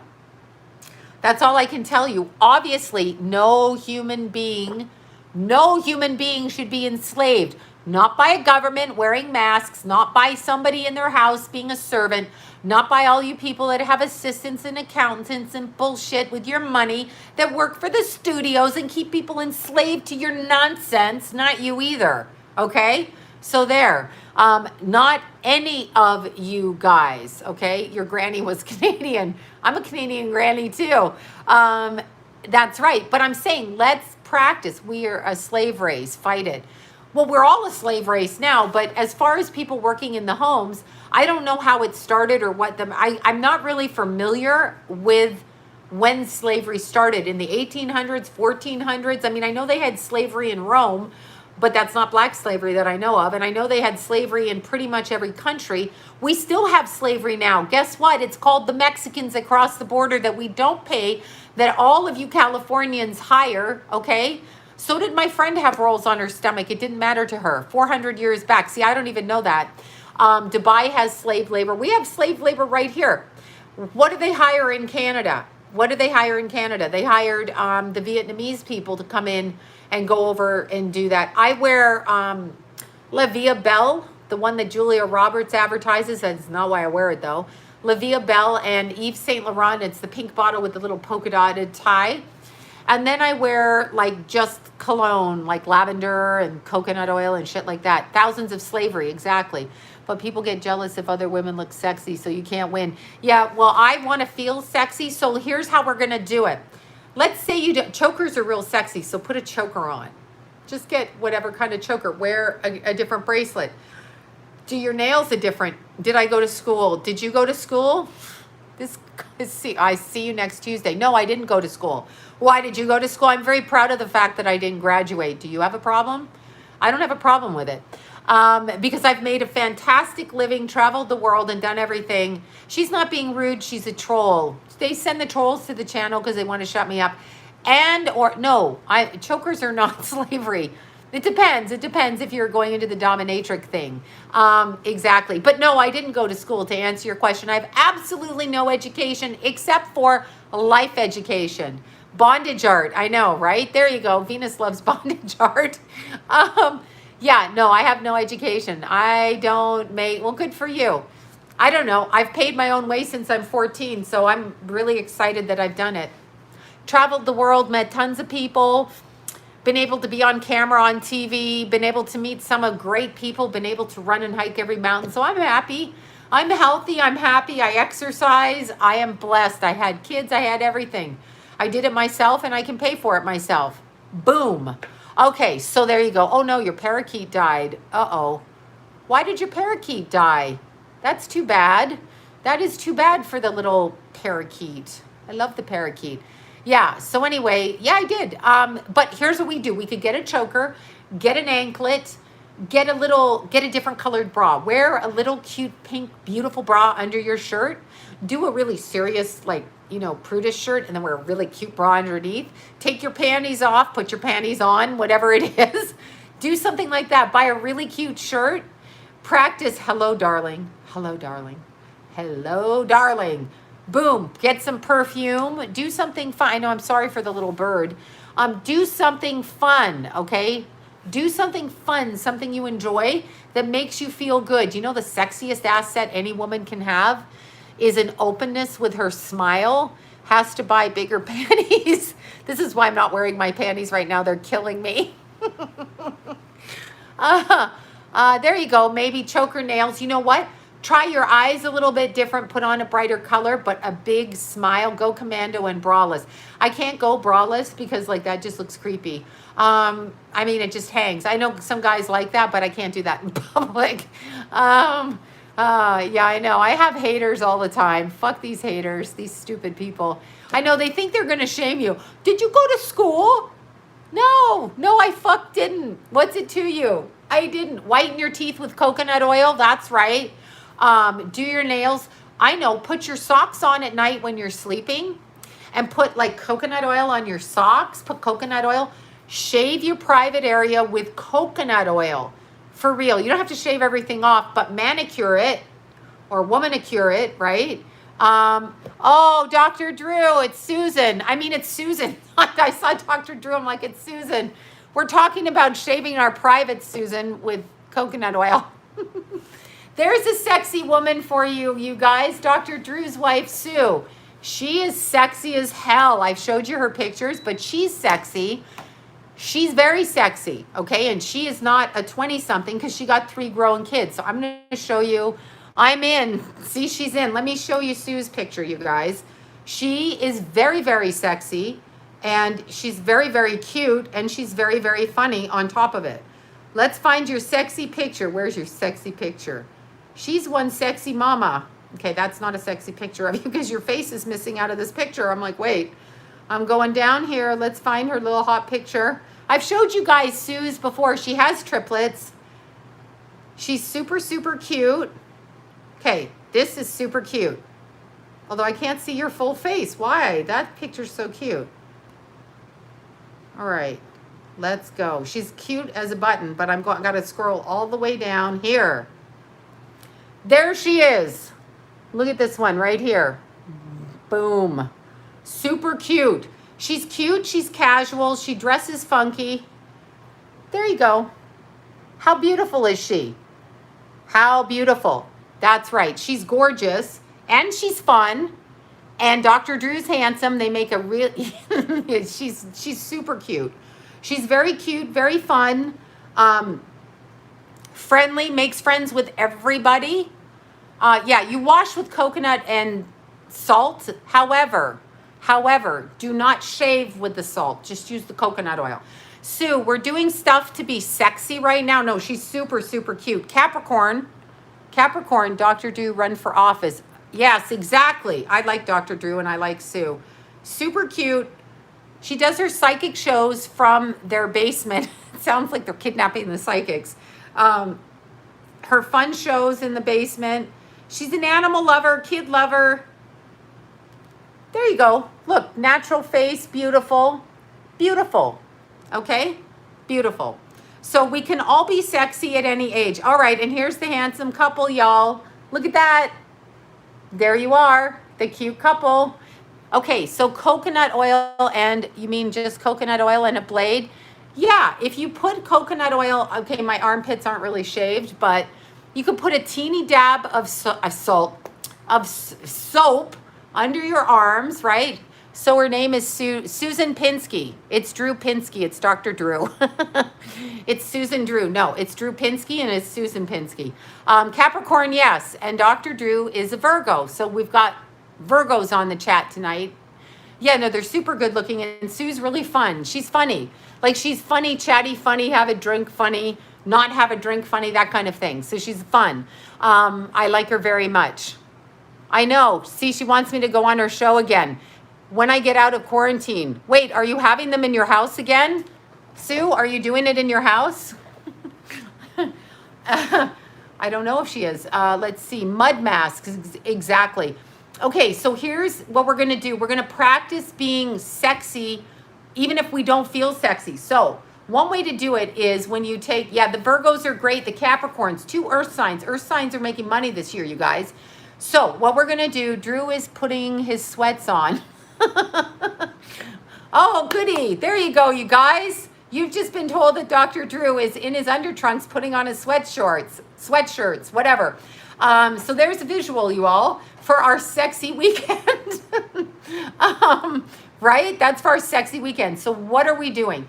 We're going to be shaving. If you all want to do something and you feel too fat or too ugly, you guys tell them hi. Sue's on here. Dr. Drew, everybody says hi. So... Did I just hear the word loose snake?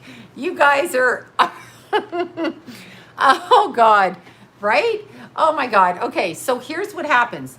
Use the coconut oil, take a little bit of your, take a little bit of soap, not a lot of soap. You wanna keep your skin moist. Your bikini area, okay? Instead of waxing the shit out of that area right now, burning the crap out of yourself or whatever, take the coconut oil and the soap and use a razor, and it really smoothes it, and you don't end up with those little pricky things, okay? Then when you're in the shower, lather up with some really yummy stuff. The whole time you're showering, take the coconut oil, put it in your mouth, and oil pull with it because it makes your teeth white. Then brush with a little baking soda and floss. Then before you step out of the shower, because you don't want to just spit the coconut oil out in the shower. So keep showering and shaving with the coconut oil in your mouth, keeping your teeth white at the same time while shampooing your hair. This is all ADD stuff. Do all of that. And then in the shower, before you step out, put the coconut oil. You can spit it, the coconut oil shaving, no, but you can spit it out in your garbage bin or in the toilet or whatever. But rub the coconut oil on your body, no soap at the end, so that your skin is really smooth. When you get out of the shower, put on socks with the lotion on your feet and put lotion on your body, okay? And do that. I heard Dr. Drew over Dr. Weasel. I trust, of course, Dr. Drew knows what he's talking about, for God's sakes. Fauci, the weasel, doesn't. No, ouch. No, Drew's not a weasel. Dr. Fauci's a weasel. We like Dr. Drew. We don't like Dr. Fauci. Boo on Dr. Fauci. My first wax. Yeah, don't do the waxing. Just, we're trying to be sexy so we feel sexy so that by the time we're in the next lockdown, we don't become suicidally depressed and obese. This is the point. So to feel sexy, it's an attitude. So there's little things we have to do. No, Fauci's a fool. We don't like him. Boo. Okay, so we do that and we come out. Put a choker on. Put on underwear. Don't put on underwear. Put on a G-string. Don't put on a G-string. However it works for you. Do whatever it is. Take one item of clothing or one item of whatever. I'm jogging every day now, losing good weight. Good for you. There you go. Maryland, Hollywood. There you go. Maryland, Hollywood. Oh, Maryland, Hollywood. I get it. I get it. So that's, there's somebody who met you at Howard's Memorial. There you go. I don't know who Howard was, but they met you there. So that's awesome, Marilyn. The other thing we can do, no, Brenda, you can lose the 20 pounds. I'm telling you, you can. The other thing we can do is we can put a smile on our face. I'm turning off the air conditioning. We can put a smile on our face, because what is super sexy but a friendly woman when you walk in the room and she's smiling and she's laughing to herself and she's confident even if she's a bit chunky. Remember my friend who wore the spandex and weighed 187 pounds? That's what she did. Do that. Sexy is good. Fauci, not sexy, but smart. Sexy, I don't know if Fauci's smart. Not sexy, but smart. I don't even think Fauci's smart. I don't like him. He's a weasel. So the smile is very sexy. Yeah, that's what it is. So we can do that. I'm 5'6" Sloan. There you go. 118 pounds. Well, I got a good 20 pounds on you. Wait, 38, 40. No, I got a good 28. I got a good 30, no, not 30. 20 pounds on you. There. Is that good? Yeah. I'm so angry seeing all the sheeple in masks. Yeah, I don't wear the mask. I'm never wearing the mask. Sue me, I'm not wearing the mask. Okay. Psoriasis has something Himmler spawn. Obviously, he's a Nazi. Let's see. I have 100 pounds to lose. Okay. If you have something like 100 pounds to lose, I've done it twice in my life after each pregnancy. I have a sexy smile, working on the other stuff. That's why I dropped the panties. I dropped the panties and I'm shaving with the coconut oil. Boom. All right. So, and I'm just dropped the panties because my ass got fat. So I can't like suffocate down there and suffocate with a mask and suffocate in the car and the air conditioning and all that shit. I can't do it. Okay. My mom worked at, and so, oh, I just missed that. Okay. So if you want to lose 100 pounds, 100 pounds starts with 1 pound. So the way that you're approaching your weight loss perhaps is putting you into a halting position because you're approaching it like, I have to lose 100 pounds. Your goal is to get healthy. To get healthy, you have to take the first step. To take the first step, you don't worry about losing the 100 pounds because that's going to take a lot of steps. We just have to take one step. So your first goal should be walking 20 minutes a day down the street or wherever and take the first step. Don't be ashamed. Be bold. Be brave. Take a step. Yeah, I said October 31st, they're going to lock us down again. I kept getting Halloween. Could happen March, September 9th because we have, we have Mars going retrograde on September 9th. I said March 9th. But just take 20 minutes and walk out the door. The other thing is the mantra. Here's the mantra. It took me 3 years to lose 100 pounds after my first baby, after baby Jace. It took me 3 years and I exercised every morning. Granted, I was breastfeeding, so the last 20 pounds were on for like 8 months. So probably 2 years, but I had to exercise in the morning at night to hop up my metabolism and I started to do it. I started to do it in the morning and do it at night. It takes dedication, but it starts with stepping out. And I remember my feet hurt after the baby. I went out the day after I had baby Jace.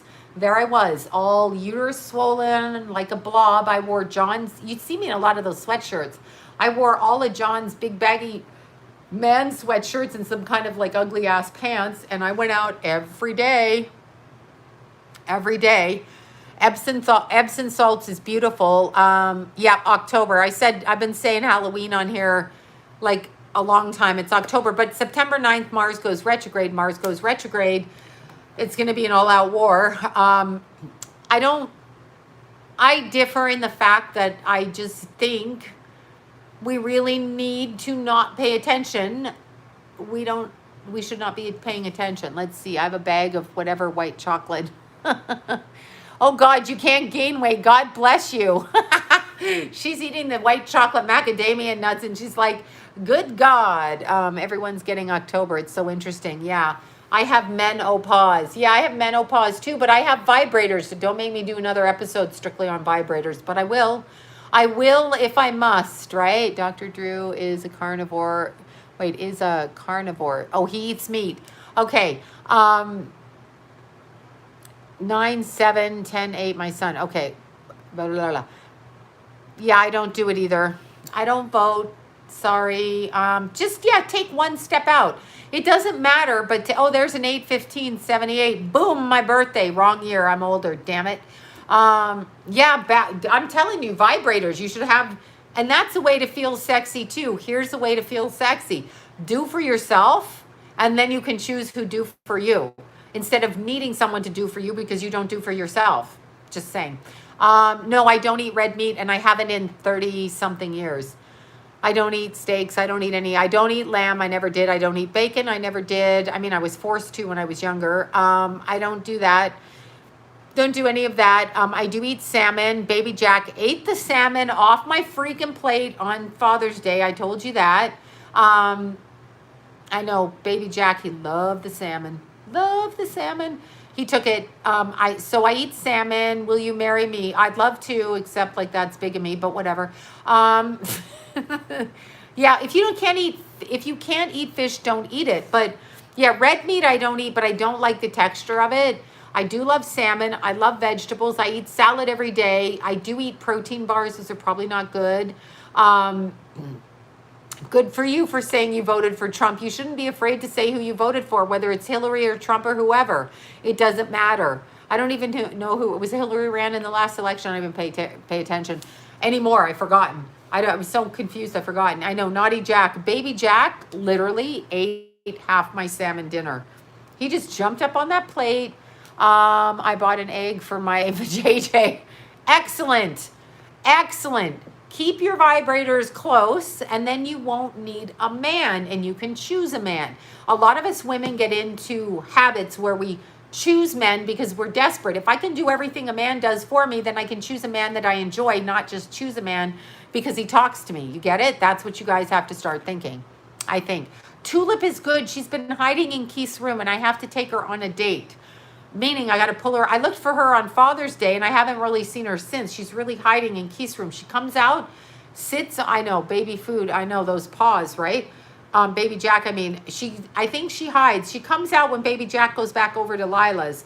Let's see the last picture of cute baby Jack. Look, baby Jack is asleep on Jason's carpet right there. See? Look at little baby Jack. There you go. I know, I miss Tulip. She hid right under, Keith puts his, he puts his skis and his snowboard under there. I know Buddha. Yeah, Buddha is a beautiful, that's Kenna and Lila's dog and Micah's dog down there. That's a beautiful pit bull, a huge pit bull. And since I've known Kenna and met Lila, of course, since Lila was born, I've met Buddha and Oji. And Buddha, this big pit bull, and he's so nice. He lets baby Jack jump on him. He lets Zuli jump on him, and he took such good care of Lila. Never hurt Lila. So he was beautiful. Jack's getting huge. Jack was all tuckered out. He gets really huge. And I took a picture. Look, there's Lila with her headphones on that Carol got her, and there's baby Jack in the mess because we are demolishing in the house. But anyway, there's the mess. See baby Jack, he loves his Lila. Right there. So cute. He just loves following her around. So cute. Tons of cuteness here. Yeah, I'm looking for more pictures. Well, you can't really see this one, but look at baby Jack's face. Yeah, I'm probably going to shut my Facebook down because people are so annoying on there. Do you think that IUI, that I'm scared of? Oh, I get it. Okay, you're doing that. I definitely think it's going to work for you. Yes, it is going to work, but I want you to be patient this year because the energy's so up and down. You can't just assume it's going to work, but you're going to be on the Clomed or whatever that is that makes all of it grow in your uterus. Oh my God, that's going to be, I might be shutting the Facebook down. Yeah. Anyway, do you eat cod? I love cod. I love all fish, yes. I don't like the salty fish though. And I don't like that shrimp stuff. I don't like shrimp. I don't like that shit. Yeah, just be a nice person. I don't know who Nugget is. Yes, I feel you're going to get pregnant. I don't feel it's going to be right now, though, because we have some weird-ass energy. Better towards the end of the year. Yeah, Facebook pissed me off so much today with these fucking people, right? Yeah, I'm sending you luck for the baby, too, Coley, son. I hope I said that right. Anyhow, getting back to getting sexy. All us women don't feel good. But me and Vanessa were having a talk. And we were talking about men, and men tend to like their women probably more relatable than not. We all gain weight. We all have a problem with it. It's something. Stand. I can't stand. Oh, can't stand. I'm like, wait, CNAT. All right. So we're looking at it. Anyway, getting back to the conversation. We want to be sexy. So yeah, to the troll out there, that troll bitch off. Exactly. Vibrators are my friends. I've talked about them ad nauseum. Yeah, I know, right? Get your sexy back. But here's the point. A lot of women want a man to like them. What if we don't care if a man like us and we choose the men we want to be around because we like their mind, we like their ass, we like their mind and their ass, whatever. Why are we all so desperate to have a man? Seriously, why? I dry fasted last week for 3 days, ate, and then fasted 2. Oh my God. I've been doing the fasting, the liquid fasting. I don't know that I can stay on it more than a day. But yeah, love yourself and learn what you want. Here's another thing. A lot of women don't know what they like sexually because They're so used to men doing what they want sexually. If you get a vibrator, you know what you like. You know how to do it. You know what to tell him to do when you find him, so that he can do what he needs to do correctly. Okay, I've been single for 4 years now. Okay, what do you drink on a fast? I drink, well, that's how I feel about it. Do you eat carbs? Unfortunately, I love potatoes, but no, what I eat is carbs is, I try not to eat high carbs, but I will eat a potato on the weekend or sweet potato fries. I eat sweet potatoes in the winter. I guess if you eat vegetables, it's carbs. I don't eat a lot of fruit. I do eat salad. I do eat cheese. I do like yogurt.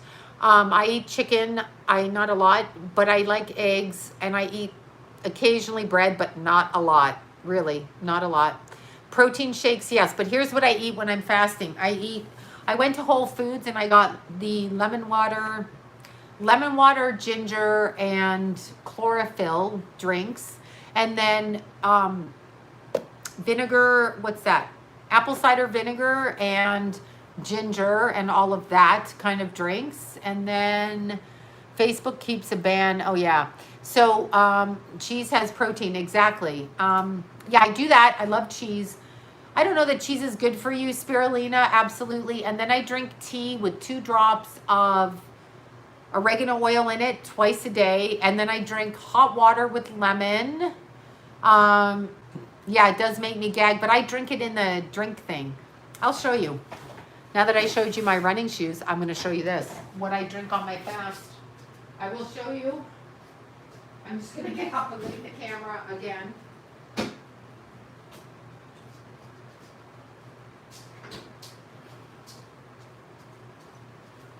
Okay, we're back. I left the camera. Here you go. I drink this. Okay, so I drink it with cayenne pepper, lemon, water. To drink this. Let's see. I was like that. You for an extra. Yeah. Then this I sip on. This is the whatever turmeric, ginger, and apple cider vinegar. This I got at Costco because it was on sale, and it's collagen water, and I haven't even tried it. I'm going to try it. I don't know. This has bovine cow stuff in it, so I'm not really sure if it's, I don't know.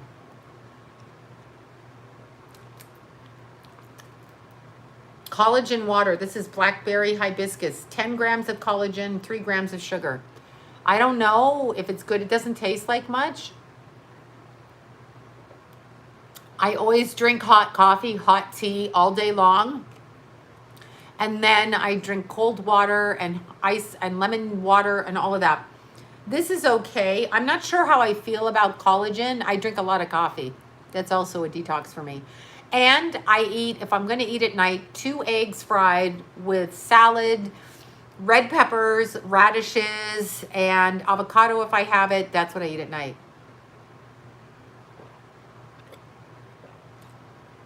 Okay. Well, he should stop drinking if it's ruining his sex life. I'm just saying. How long do you do it? A couple of days, and then I eat normal, and then I exercise, and then I eat normal. I love avocados. I eat half an avocado because they are high calories, and I do like low carb ice cream. Baby cows never drink their mother's milk. It's for cereal. I can't, yeah, I can't. Can't talk about it.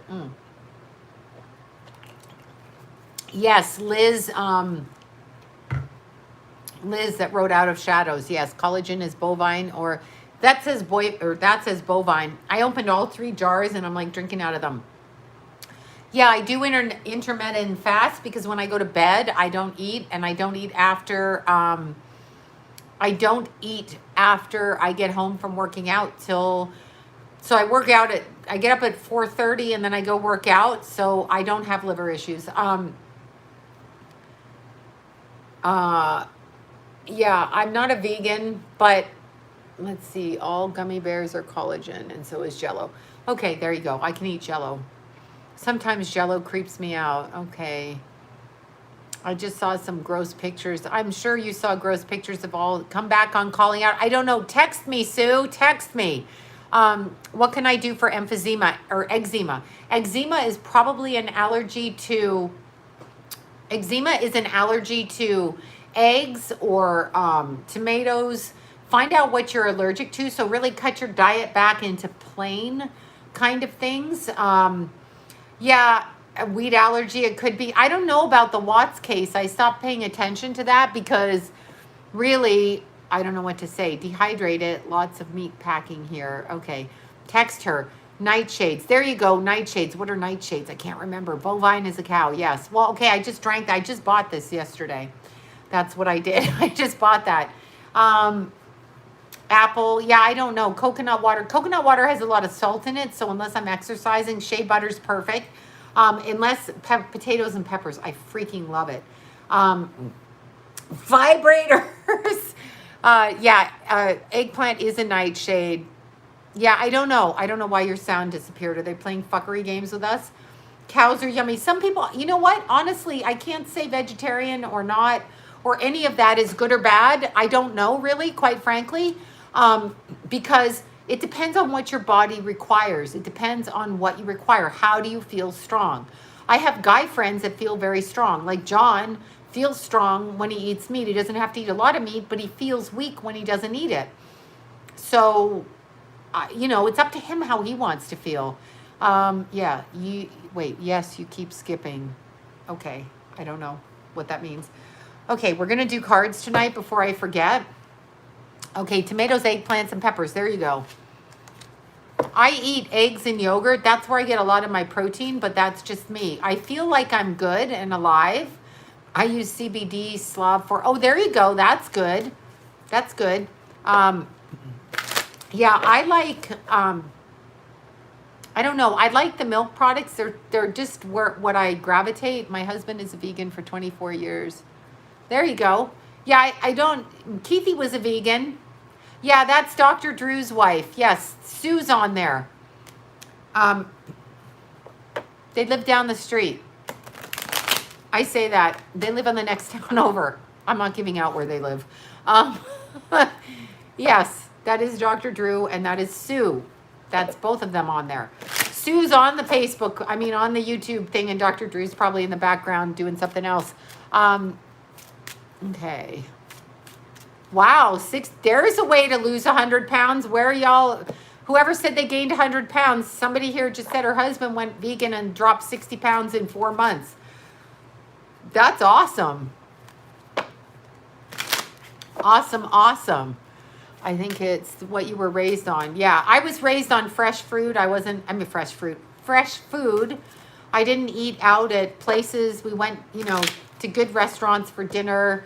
My parents were like roast beef, and they did eat too much meat for my liking. I boycotted the meat. I don't really like that. Like there were things like cow's tongue for lunch. I've already went through that. And, steak and kidney pie. Ugh. So I could never eat that. A missing soldier.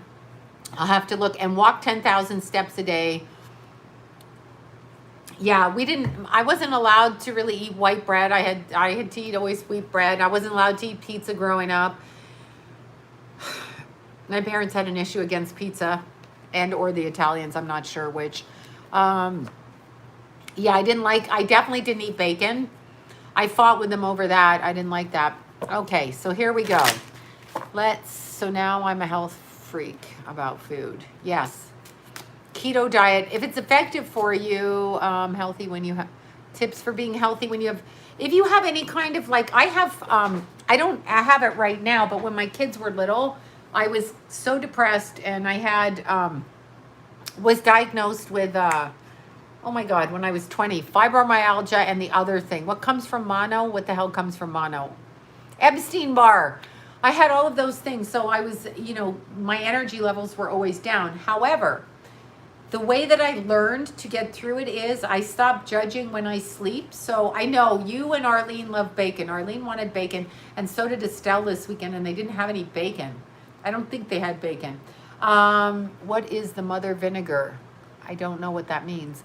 Oh God, you like cow's tongue? Every day my mom made that for me for food. Kombucha. That's what this is. This one from Whole Foods. Okay, so anyway, my freaking point. What the hell was my point? Oh my God. Epstein-Barr. So the way when you have autoimmune diseases, okay, the way that you get over them is first, whatever your autoimmune or illness is, it is what it is right now. So to worry about it is not going to help you. To worry about it is not going to help you, okay? So what you have to do is you have to maneuver within your capabilities. So don't judge yourself against other people that don't have the thing with you, okay? Don't judge yourself. Don't assume, yeah, the apple cider. I get my apple cider vinegar at Costco's. So don't assume that you can keep up with a person that doesn't have the same things. What you can do is what you can do. So compete with yourself for your own stamina. So the first thing you need to do is you need to make sure you take care of your sleep and your eating, your nutritional things, your vitamins, your medicines, and your sleep. Those are paramount. After that, you can fill your day in around that, but the priority is sleep because sleep is healthy. Also hydration and your food. Yeah, that's what you have to do. Those are the first things that you have to do in order to get around whatever the autoimmune. I suffer from in-laws. Totally get what you're saying there. So you have to make sure you have enough sleep and that you work around it. And if you can't get everything done in a day, you actually have to accept the fact. I had to accept the fact in the middle of raising my kids that sometimes I wasn't going to get out of bed. I was only going to get out of bed for the 20 minutes to pick them up from school and put them and bring them back home and then sleep another 6 hours. My kids will tell you that. I went through breakdowns, depressions, and all kinds of things. Epstein-Barr and fibromyalgia, that's what I've had. So I had to actually understand that I couldn't, I'm asplastic anemic. Okay, so you lose energy too. I had to really understand that my body didn't work in the same way that other people's did. So if I couldn't keep up with other people, then I couldn't. So I made my priority list. Make your priority list. Is your exercise important? Are your children important? Is your family important? Is your lover important? Put those things at the front of your to-do list, but deal with yourself first, okay? Deal with yourself. Also, remember, a way to clean things out of the cells, and I recommend it for everybody, is hot water the first thing you do when you get up in the morning. Put a lemon in it and put hot water. That's extremely important. That's something that's important to clear the body. So those things are important. Okay, so pile number 1, pile number 2, or pile, yeah, no sugar, although I love sugar. Look, my hair's sticking up again. And I can see my roots coming in, y'all. Look, the roots are coming in. Okay, I'm over it. Sorry, that's ridiculous. All right, pile number 1, pile number 2, or pile number 3. I sleep when I have to sleep. Like this morning, I got up at 4. I went and exercised. I came home. I recorded 2 charts.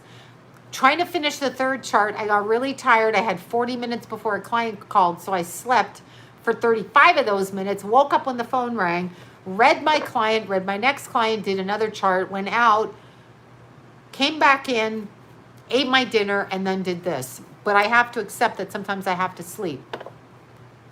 And that's the way that is. It just is.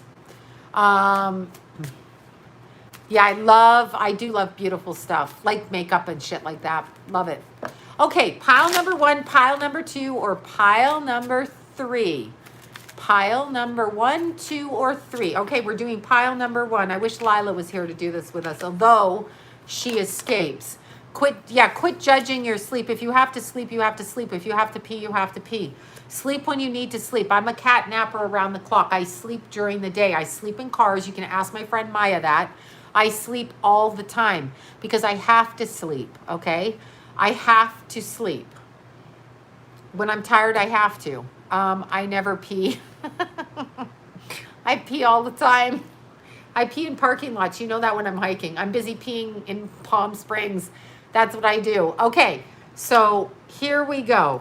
Pile number 1. Let's look at this. Pile number 1. Whoever picked pile number 1, you were starting to have, we were never allowed. I know that's wrong. You were never, pile number 1, you were starting to have ideas about which way to go with your work and how to do it. But then something got in your way. You got distracted, and you got distracted by somebody else's issue, pile number 1, okay? So people are putting their issues on you, in a way that is distracting you from your own focus, okay? All piles say be sexy. Exactly. Exactly. Whole Foods. I had to get the drinks out of there. Look at this. Apple Update ID. Fuck you, Apple Updates. Okay, so pile number 1. You are in the process of being distracted from making decisions in your life. This feels like a spiritual thing, pile number 1. So what does it mean when we are focused on pursuing some of our own goals? Exactly what we're talking about, okay? We are in the process of talking about taking care of ourselves first, but you're hesitant because you don't feel you have a right to do it. You feel, okay, you feel everybody else's issues, but not your own first, okay? So you feel like there's somebody else's focus should be your focus and not your own. So the first thing is you need to start putting in line an order for you with your work, because you were doing it up until about 28 days ago, so last month. But now what's happening is you are focused. People are coming to you and they're saying, I have a problem with this. My car is broken. I don't know what to do with little Johnny. My dog needs a babysitter. I need to buy shoes, whatever it is. And you're focused on their shit. Focus on your own stuff right now. This is what you need to do. Pile number 1. You have not been doing it. You are waiting for information to come in. I hear a very strong, clear message for you, pile number 1. Do not wait for them to call you. You call them to check on yourself, okay? So you call them, check on the job information. This is a work information. I asked, what happens if you call them and ask them about the job, okay? You got the sun card, y'all. What is the sun card? The sun card is the giver of life. So the sun card opens everything up and says, booyah, here I am the sun. I am a big, see like the sunflowers back there? That's the sun card. Beautiful big sun. So open yourselves up. You make the call. Don't worry about them calling. Something about you doesn't want to call because you feel that they're going to tell you no. Embrace it. If they tell you no, move on. It's a good time frame for you, pile number 1. You have a lot of things coming into action, okay? You have a lot of things coming into action. So what you want to do, pile number 1, is you want to take the choices. You'll be very worried. I'm going to warn you right now. You won't hear back from them for a while. You will not hear back from them. Once you hear back from them, though, and it'll be a little bit delayed, you'll get the answer you're looking for. So that's what I'm going to say. Hi, Cindy Lou, who naps a few times per week. I know, I love my naps. I'm a cat napper, literally. I've been known to sleep in the middle of readings. That's a whole other thing. Okay. Somebody say, all right, stop abusing by rising above it vibrationally. Okay, I'm not abusing anybody, but all right. Okay, so pile number 1, the work decision that you're waiting to have happen, okay? I have a cousin too. I have a cousin, Cindy Lou. Okay.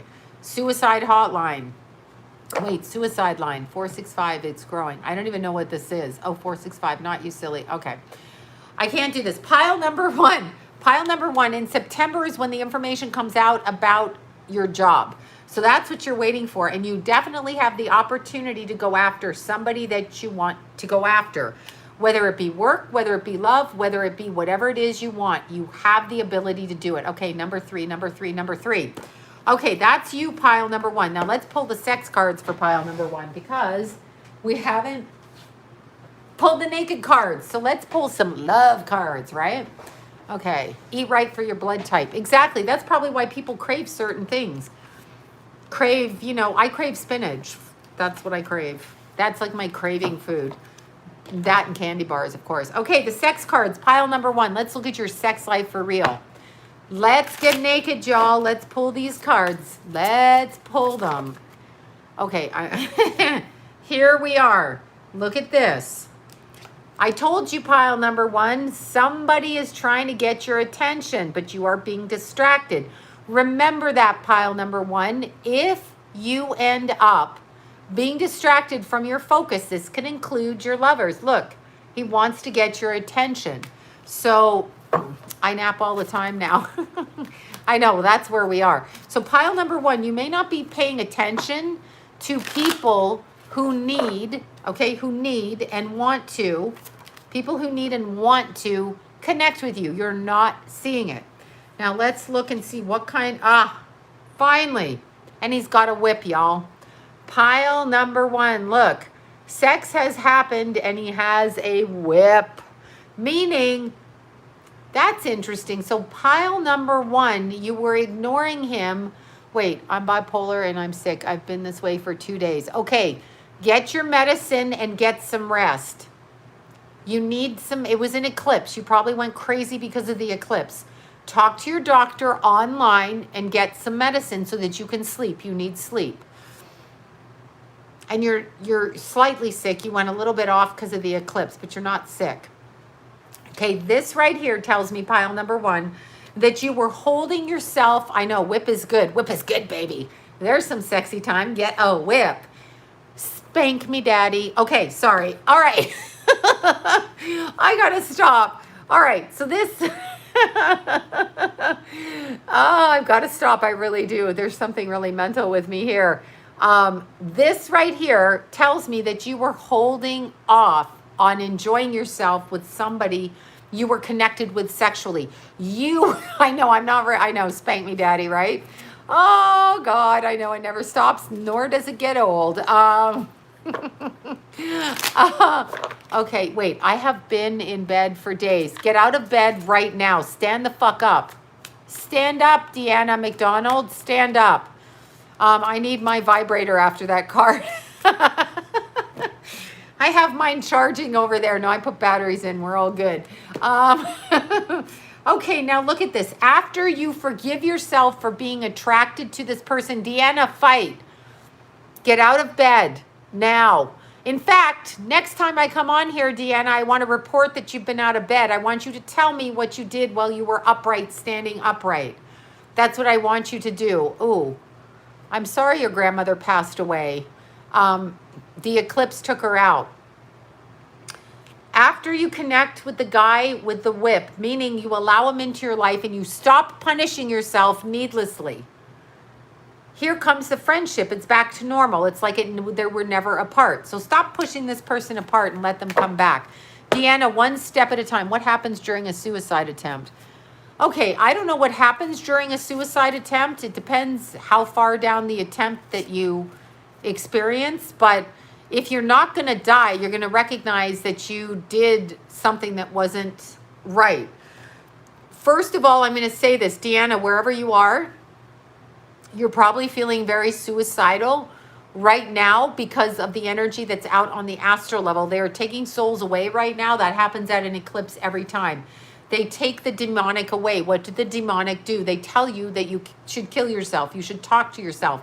They're talking in your head. How do you know this is even really you? What you need to do, yes, get in the sun. Good, Maureen. Good. Maureen Yearwood. Good. Deanna, you got to get out of bed. That's the first thing. Walk to the store. Walk to the bus stops. Oh, yeah, after you commit a suicide, if you actually die, you're coming right back through, of course, in a worse way. Go outside, step on your porch, step outside. I want you to go on to YouTube and find meditations for happiness. That's what I want you to do. I also want you to get whatever medicine, call the urgent care and do an over-the-phone consultant. Call a friend. Call a hot cup of tea and 2 eggs will balance your mind. If you're talking about what to eat, eggs often balance the mind. Call somebody now. Do you need someone to call you? Put your number. I don't want to say this. Put your number on here. Call somebody. Let's get out the suicide hotline right now. Let's get that out. I forget what it is. I should know what it is and I should post it. Deanna, if you want somebody from here to call you, put your number on here and ask them. There's a lot of nice people that will actually call you, but let me look up the suicide hotline. Call them. I don't care who you call, but do it right now. Here it is. It's right here. Here's the number right here. This number right here. It's 1-800-273-8255. Okay, that's the number. 1-800-273-8255. Somebody privately message Deanna and send them your number, or Deanna privately. Dallas is on here. I know we can trust Dallas. we could trust Brenda. There's tons of people on here. I don't know who wants to talk to Deanna, meaning I don't know who would be comfortable, but whoever it is, okay, whoever said good evening there. Deanna, there you go. Marie Lee Ray, call her.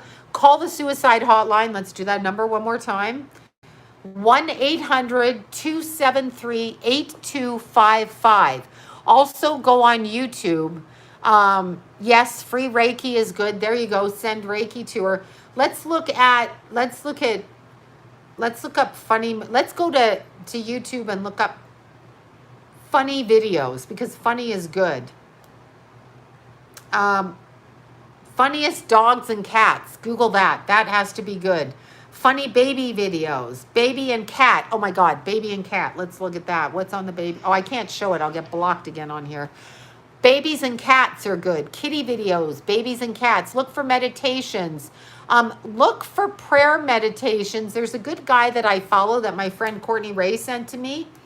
And he does he does prayers to remove, he's a Christian preacher, but he does prayers to remove demons and things that burden you. So let me find his channel. He's pretty good. Oh, let's do this. Wait. I just figured it out. I can't find his channel. Wait, Sleep Divine Light. Okay. Hold on one sec. I'm going to find this and I'm going to Google this and see how we do this. Remove depression. Remove negative energy. Let's look at this. Okay. There's a thing, you guys. Oh, shit. Vanessa found this for me, and she uses it, and apparently it works. And it's called, I've got to spell this, okay? GRABOVOI numbers. Gravoli numbers. I hope I said that right. Anyway, they have numbers for everything. They have numbers. Numbers for sleep. Numbers for weight loss. Numbers for work. Numbers for countdown to the divine. Golden sunshine. Together sunshine. Bring on love. Divine. Sleep. All kinds of things. They're called Grabovoi numbers. GRABOVOI numbers. Google that on YouTube and look at that. There you go. Yeah, there you go. That's it. That's right. Look at that. Look those up. Deanna, I'm in Toronto. Where are you? Gravoli number. I can't say it right, but that's it. They work really good. Vanessa started doing it. She's done it to clear certain parts of her body. She's done it. Schitt's Creek is hilarious. Schitt's Creek is good. It's fucking funny. Yeah, that's good for, I watched the whole series. I admit it. I did it. I binge watch it. No, it's not over now. Stop bossing me, Lupita. I'm doing it. You know how I'm doing what I'm doing because I'm doing it. So yeah, Grabovoi numbers. There you go. Grabovoi numbers. Thank you. So get those numbers. Those work. Vanessa did it and it was so great. No more watching the news. It was so great. She did it. She put it on her heart. She put it for weight loss. She put it for business and it's all been working. Okay. Spanking. Spank me daddy with the whip, right? Spank me. I gotta freaking amuse myself.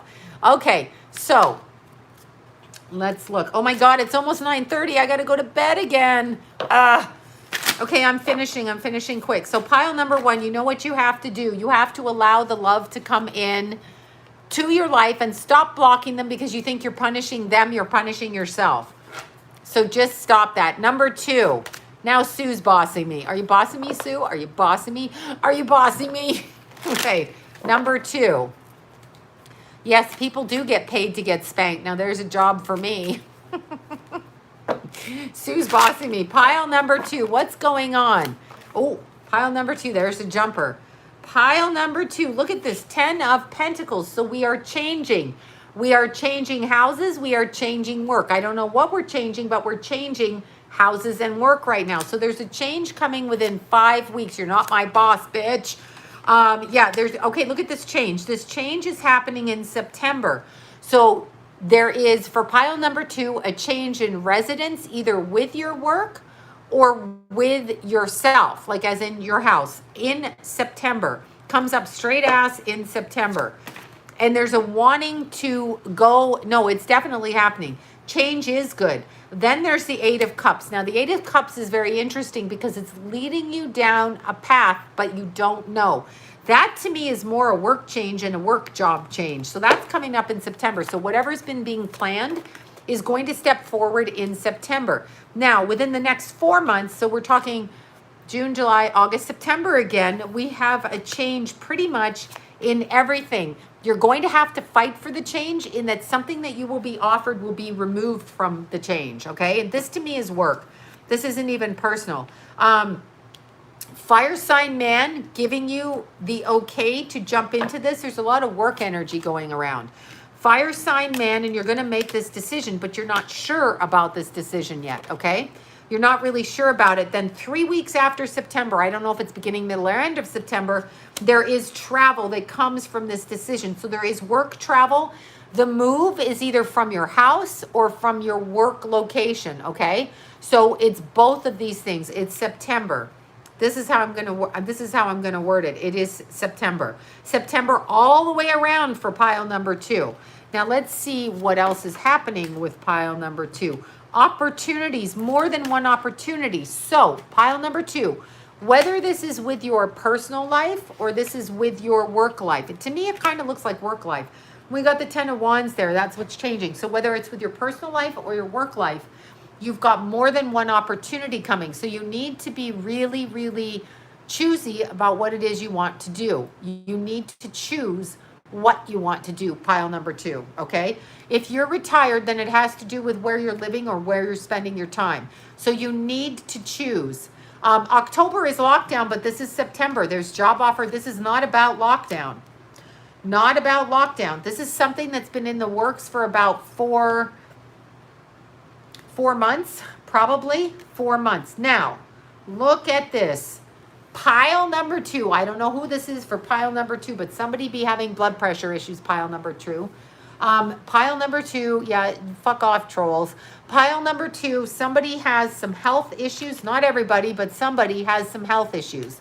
So pile number 2 needs to really, really watch their health, and it's pertaining to their blood pressure. Now, here's something very interesting. Pile number 2 needs to clear, okay? Clear their energy and clear their body. So something with some of the people in pile number 2 with the blood pressure issue, they need to clear the body. They are holding on to anger issues. So pile number 2 needs to do this. Not everybody, but some of the people in pile number 2 need to do that.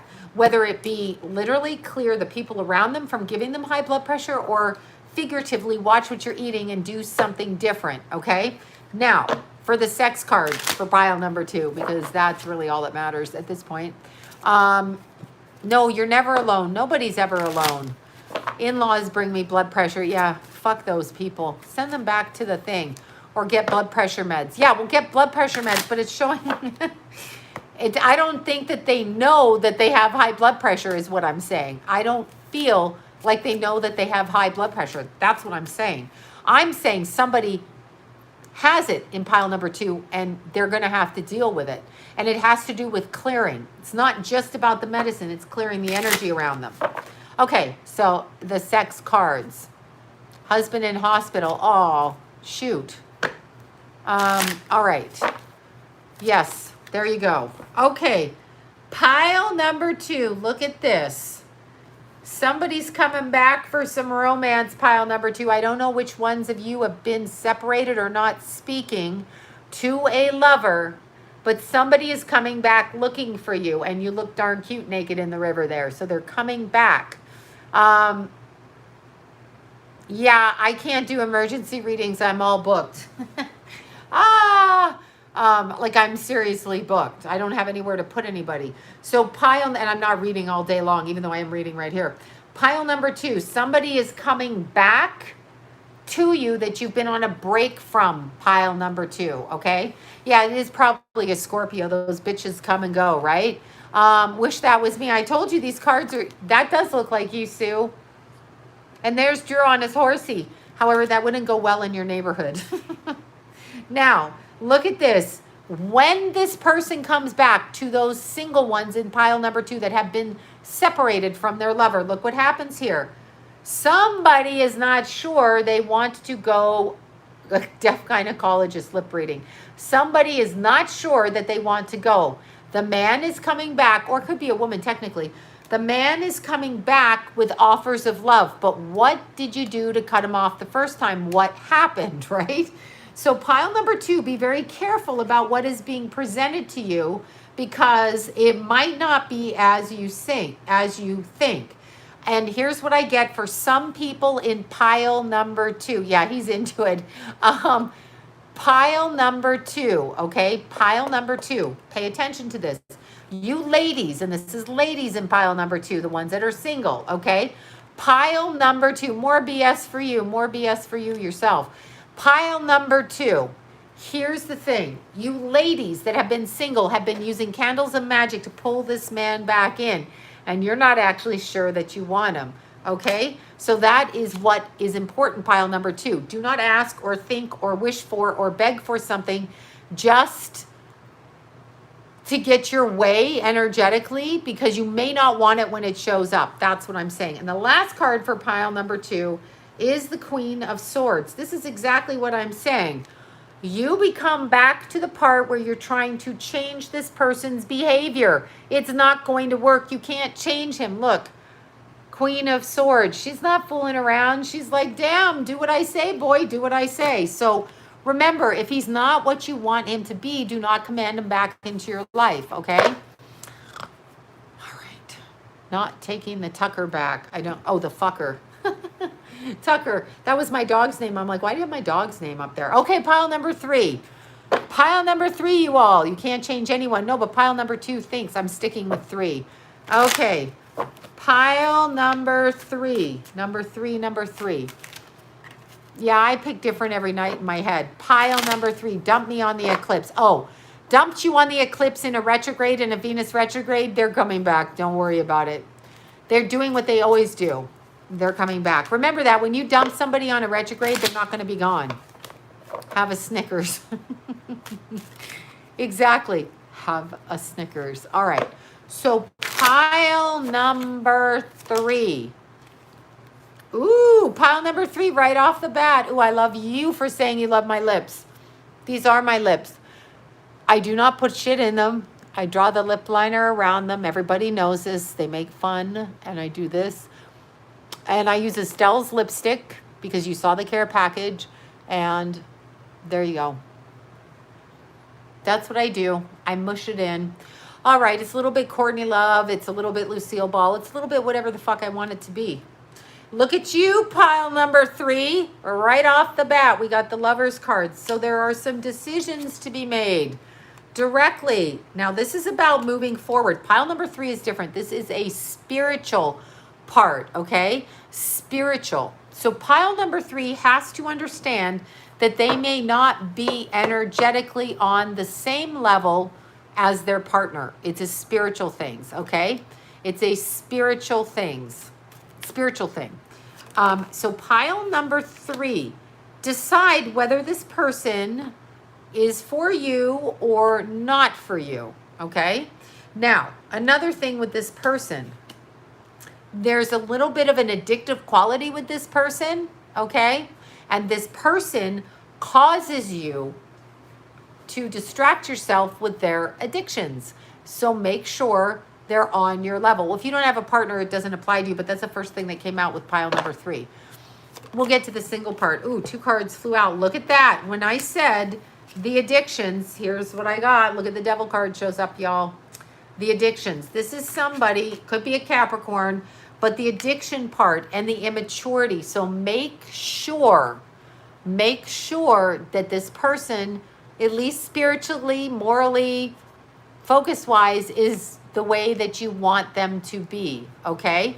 Make sure, because that's what's going to come up.